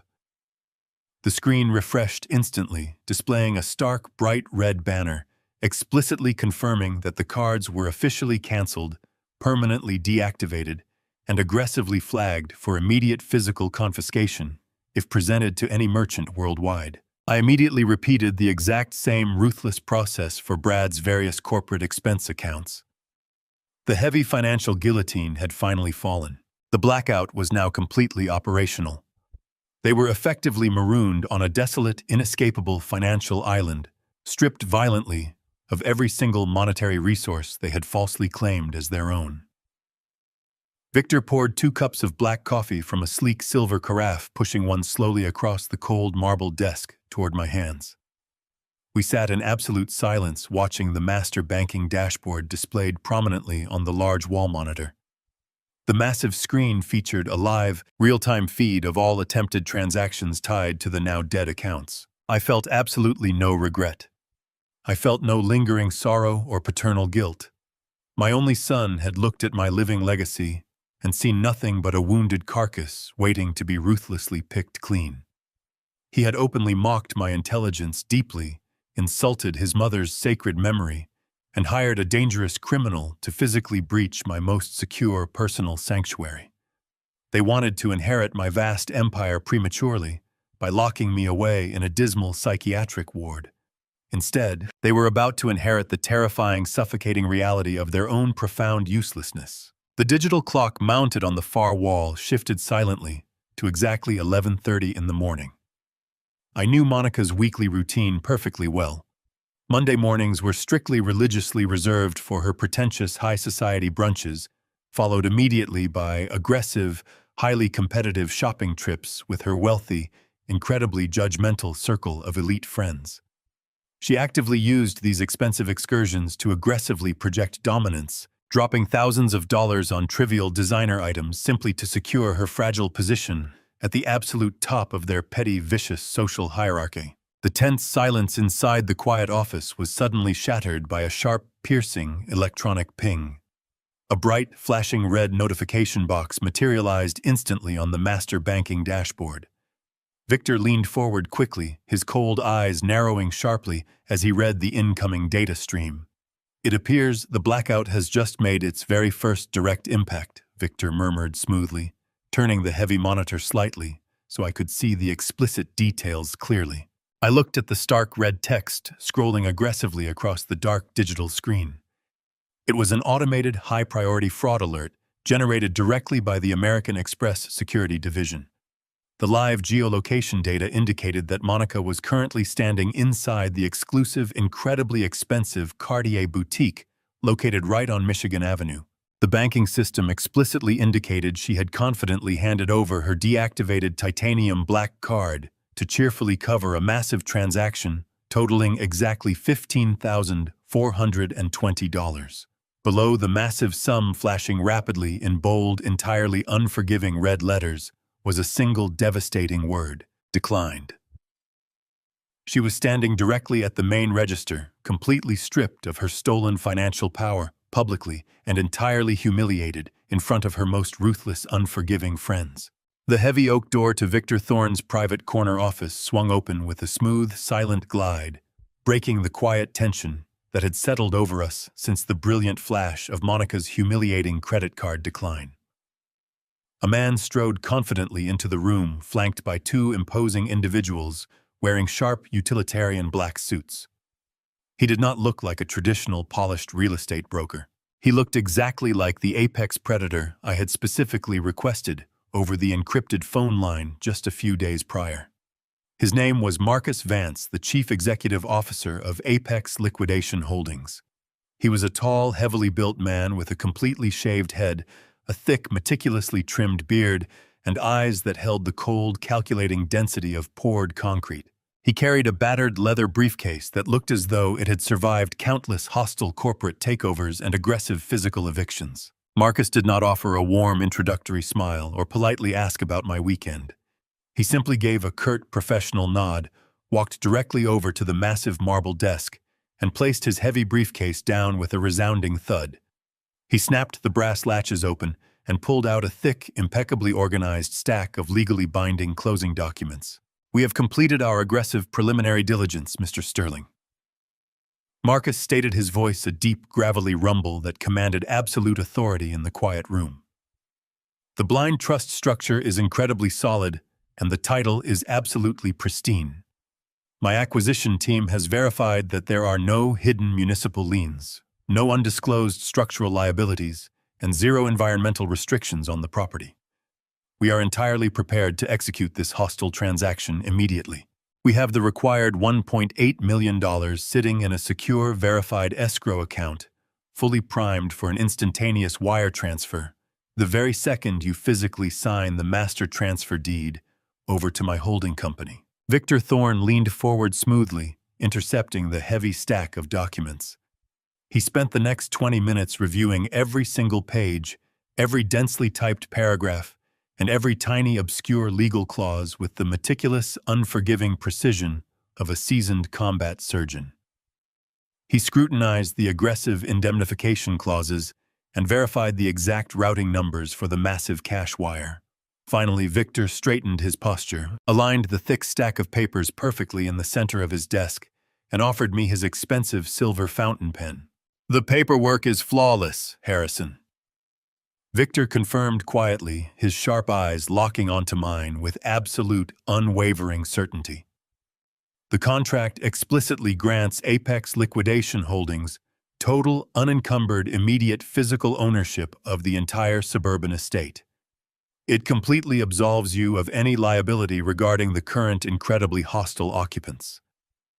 Are you entirely prepared to formally sever this massive physical asset from your permanent portfolio? I took the heavy silver pen from his outstretched hand. I looked down at the crisp white paper resting on the cold marble desk. This was the house where I had raised my only son. It was the sprawling, beautiful home where I had spent countless quiet evenings, drinking expensive wine and proudly surveying the vast manicured lawns I had purchased with decades of blood sweat and relentless corporate sacrifice. A normal sentimental father might have felt a deep, agonizing stab of regret or a sudden suffocating wave of nostalgic hesitation. But I felt absolutely nothing of the sort. The house had been thoroughly poisoned.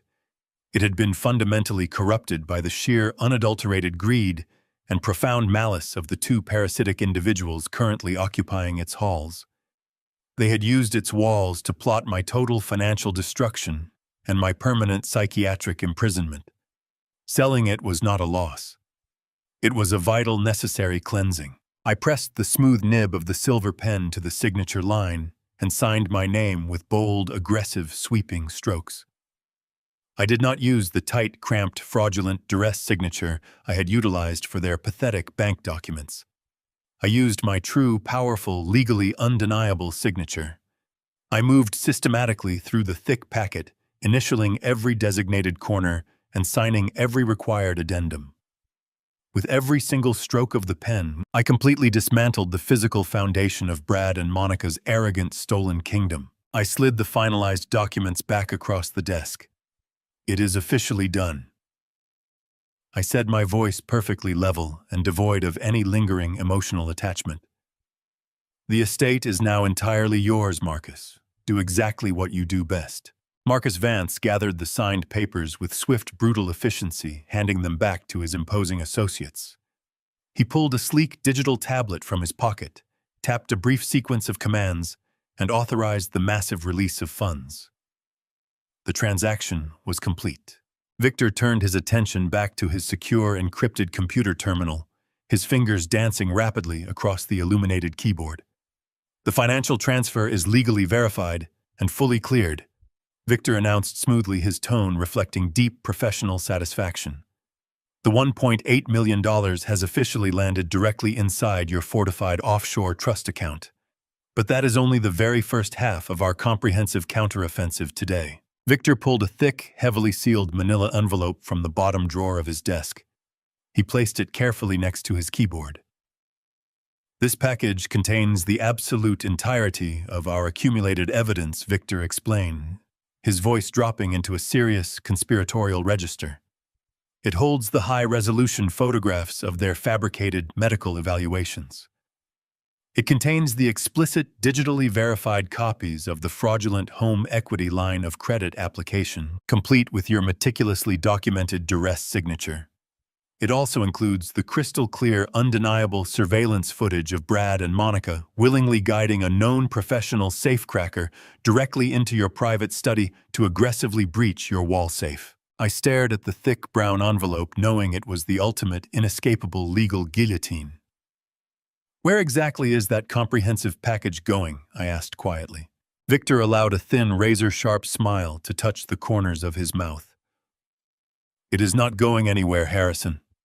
It has already arrived. I dispatched my most trusted senior associate to the federal building downtown over an hour ago. He just sent me the secure confirmation text. That exact package was physically handed directly to a very senior, highly motivated field agent within the Federal Bureau of Investigation's elite white-collar crimes division. The lead prosecutor has already assigned a dedicated task force to the case.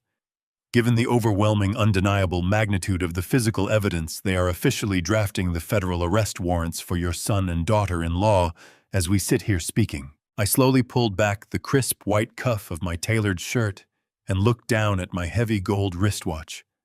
The sleek hands indicated it was exactly 1:15 in the afternoon. I took a slow, deep, incredibly cleansing breath, letting the absolute reality of the moment settle fully into my bones. The complex, highly orchestrated trap was now completely, permanently sealed. Just a few hours ago, Brad and Monica believed they were invincible. They believed they had successfully stolen a $1.2 million commercial loan from a federal banking institution. They believed they had flawlessly arranged for my permanent involuntary medical confinement. They believed they were the absolute, undisputed masters of a sprawling multi-million-dollar suburban estate. They had celebrated their glorious victory with expensive champagne and cruel, sickening mockery of my beloved late wife. Now the terrifying truth was rapidly closing in on them from every conceivable angle. They possessed absolutely no money.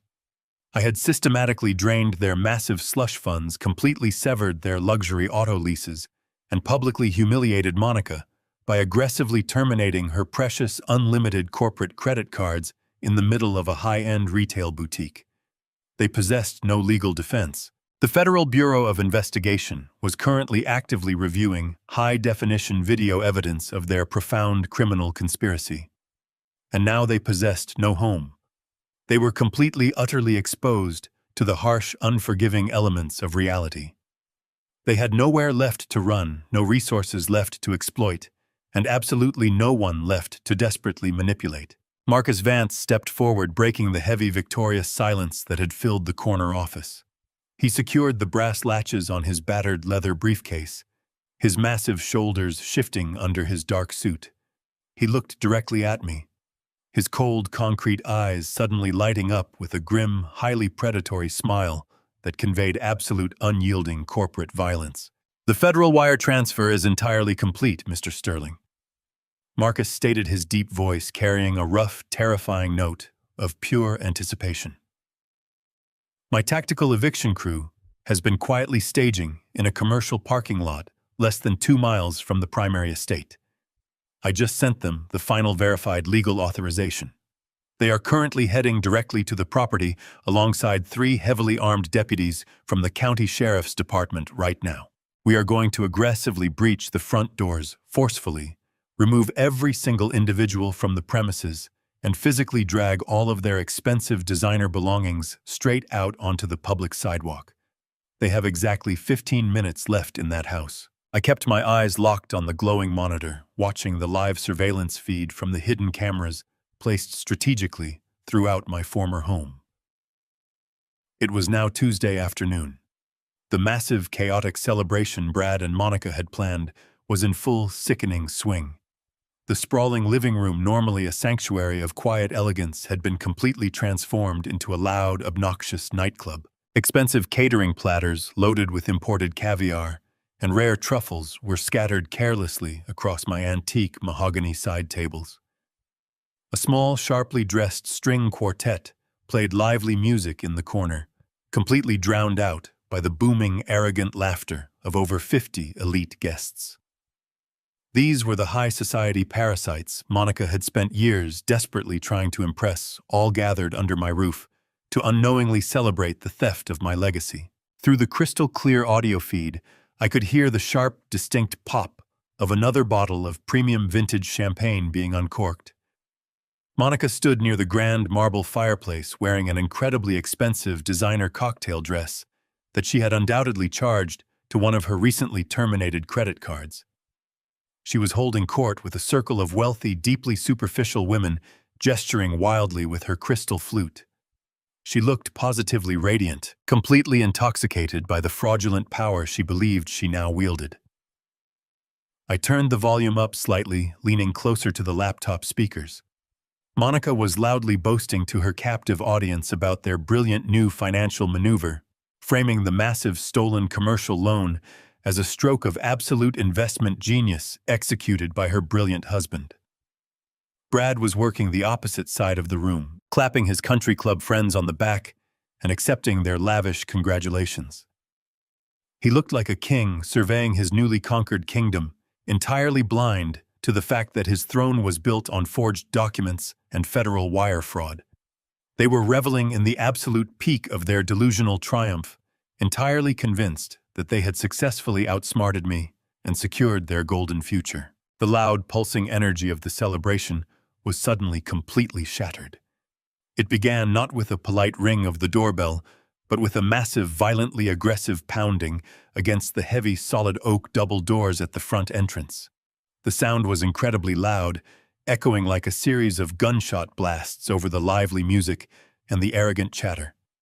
It was the unmistakable, terrifying sound of absolute authority, demanding immediate, forceful entry. The string quartet abruptly stopped playing, the musicians lowering their instruments in sheer panicked confusion. The laughter in the room died instantly, replaced by a thick, heavy, incredibly anxious silence. 50 pairs of eyes turned simultaneously toward the grand foyer.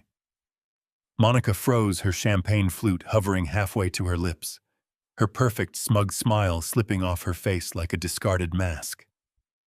Brad frowned deeply, looking profoundly irritated by the sudden, aggressive disruption to his victory party. He set his drink down on a side table, with a sharp click squaring his broad shoulders, and marched aggressively toward the front entrance, completely prepared to berate whoever dared to interrupt his perfect afternoon. I watched the hallway camera feed with absolute cold fascination as Brad grabbed the heavy brass handle and yanked the front door open. He was immediately forced to take a staggering step backward. Standing squarely on the front porch was a towering, heavily armed deputy from the county sheriff's department, his hand resting casually but firmly on his utility belt. Flanking the imposing officer were 4 massive, powerfully built men wearing matching dark tactical uniforms. They were the aggressive private eviction crew employed directly by Marcus Vance. Beyond them, idling aggressively in the center of my manicured circular driveway, were 2 massive, unmarked moving trucks. The sheriff did not offer a polite greeting or wait for Brad to speak. He stepped over the threshold, his polished boots stepping firmly onto the expensive imported rug, fundamentally invading the space. He reached into his dark uniform pocket and pulled out a thick, legally binding document stamped with a massive red seal. He thrust the paperwork directly into Brad's chest, forcing my son to take it with shaking hands. Brad stared at the uniform, his arrogant posture instantly crumbling into total bewildered shock. "What on earth is this?" Brad demanded, his voice entirely devoid of its previous confidence, cracking slightly under the sudden immense pressure. "This is a private residence, and we are currently hosting a private event. You have absolutely no right to barge in here." The sheriff crossed his arms, his expression carved from solid stone. "That is a court-ordered emergency eviction mandate," the officer stated, his deep voice carrying clearly through the hidden microphone and echoing into my silent hotel suite. "This property legally belongs to Vanguard Holdings. You and every single person inside this structure are currently engaged in active criminal trespassing. You have exactly 2 hours to completely vacate the premises before my men physically remove you." The absolute color instantly drained from Brad's face, leaving him a sickly, terrifying shade of ghost white. He looked down at the heavy legal document in his trembling hands, his eyes darting frantically across the stark black text. "No, you are completely mistaken," Brad screamed, panic tearing through his voice as the sheer reality of the nightmare began to crash down upon him. There has been a massive, ridiculous mistake. We own this house. We hold the primary equity. My father transferred this estate to us years ago. We literally just secured a multi-million-dollar bank loan against this exact property. You cannot evict the legal owners. The sheriff did not flinch completely, unmoved by the frantic, desperate outburst. He reached forward and tapped a thick, calloused finger directly onto the second page of the stapled packet. He pointed forcefully to the recorded, notarized master deed. "I suggest you read the specific legal ownership filing very carefully, sir," the sheriff replied, his tone radiating absolute cold finality. "Harrison Sterling officially sold this entire estate to Vanguard Holdings for a straight cash wire yesterday afternoon. The title transfer has been fully processed, permanently recorded, and legally sealed by the county courts. You do not own this property. You do not possess a lease. You have absolutely zero legal standing here." A collective, horrified gasp echoed through the grand living room as the elite party guests overheard the devastating, humiliating exchange. Monica let out a sharp, piercing shriek, dropping her crystal champagne flute. The expensive glass shattered violently against the marble floor, scattering sharp fragments in every direction. The pristine illusion of their massive wealth was publicly and brutally shattered in front of the exact people they desperately wanted to impress. Their high society friends immediately began backing away, grabbing their designer coats and fleeing toward the rear exits like rats abandoning a rapidly sinking ship. Brad stood frozen in the grand foyer, his chest heaving with shallow, panicked breaths. His eyes darted wildly around the echoing, suddenly empty space. He was completely trapped. In a state of sheer, unadulterated panic, he shoved his trembling right hand into his perfectly tailored suit pocket, quickly pulled out his cell phone, and desperately dialed my direct number. The secure burner phone resting on the weathered wooden railing of my balcony began to vibrate, emitting a harsh, urgent tone that violently pierced the absolute tranquility of my surroundings. I did not rush to answer it. Instead, I took a slow, deep breath of the crisp, freezing mountain air. I was standing on the expansive cedar deck of a remote, highly secure luxury cabin tucked deep into the rugged wilderness of Montana. Far below me, a pristine, glass-like river cut through the dense pine forest, untouched by the frantic, greedy machinery of the corporate world I had left behind in Chicago. I picked up the phone, noting the flashing caller identification, with a sense of profound, icy calm. I pressed the green button, lifted the device to my ear, and said absolutely nothing. "Dad, please tell me what is happening right now." Brad screamed into the receiver, his voice a high-pitched, hysterical shriek that sounded entirely foreign to the arrogant man who had toasted my demise just hours prior. "There are armed men in our foyer. The county sheriff is physically standing in our living room with an emergency eviction notice. He is claiming that a company called Vanguard Holdings legally owns the estate, and that we have to vacate immediately or be arrested for criminal trespassing. Dad, you have to call your lawyers. You have to call Victor Thorne right now and stop this madness. Someone has orchestrated a massive, elaborate scam to steal our house." I listened to the sheer, unadulterated panic tearing through his vocal cords. In the background of the chaotic audio feed, I could hear the heavy thudding footsteps of Marcus Vance's tactical eviction crew as they began systematically dismantling the lavish party. I heard the sharp, frightened cries of Monica as she desperately tried to argue with a towering deputy, her voice shrill and breaking under the immense pressure of public humiliation. I heard the heavy clatter of expensive furniture being dragged aggressively across the marble floors. It was the beautiful, chaotic symphony of absolute justice being served in real time. I took a slow sip of the hot black coffee I had brewed just moments before, letting the dark liquid warm my chest against the biting mountain chill. I looked out at the towering snow-capped peaks in the distance, feeling a profound sense of liberation settling deeply into my weary bones. "No one stole your house, Brad," I replied, my voice completely smooth, level, and radiating a chilling absolute calmness that seemed to freeze the very air between us. Vanguard Holdings executed a perfectly legal, flawless acquisition. I know this to be an undeniable fact because I sat in Victor Thorne's private office yesterday morning and personally signed the master transfer deed over to their chief executive officer. I sold the estate for a straight, immediate cash wire. You never owned that property. It was never yours to claim, and it was certainly never yours to steal. The silence on the other end of the line was absolute, profound, and utterly deafening. I could practically hear the gears in his mind grinding to a violent, catastrophic halt as the terrifying reality of his situation finally breached his thick walls of delusion. "You sold it," Brad whispered, his breath hitching painfully in his throat as the words tumbled out in a state of sheer disbelief. "But you cannot do that. You legally transferred the primary equity to us. We have the documents. We just secured a $1.2 million commercial equity line of credit against the structural value. The bank verified our ownership. The bank approved the transfer. If you sold the house, the bank will recall the entire loan. We will be completely ruined." I leaned against the heavy cedar railing, watching a solitary hawk circle lazily in the clear blue sky above the tree line. "The bank verified fraudulent documents that you and your deeply corrupt paralegal contact manufactured."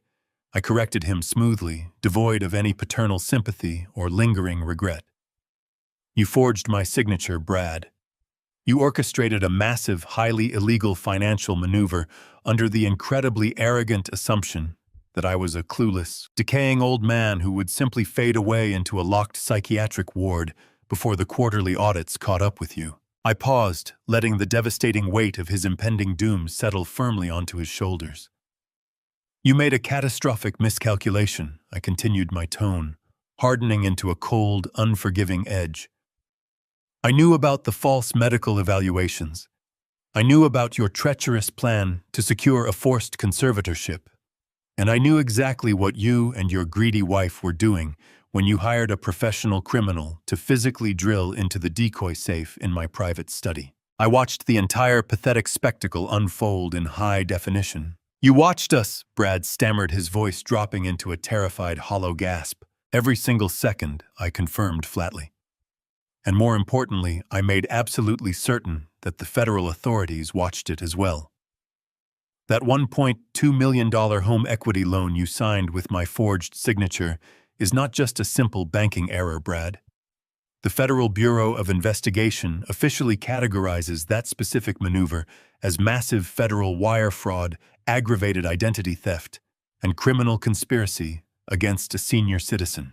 I handed their elite white-collar division the original unedited camera footage, the complete audio transcripts of your conversations, and the verified financial routing numbers you used to execute the theft. "Dad, no, please," Brad begged, his voice instantly dissolving into a pathetic, wet sob.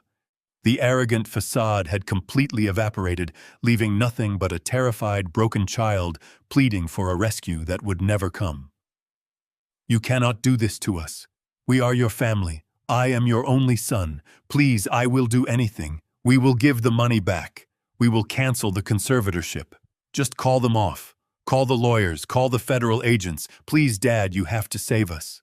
In the background of the call, I could hear Monica screaming my son's name, her voice completely unhinged as the private eviction team began physically carrying her expensive designer wardrobe out the front door.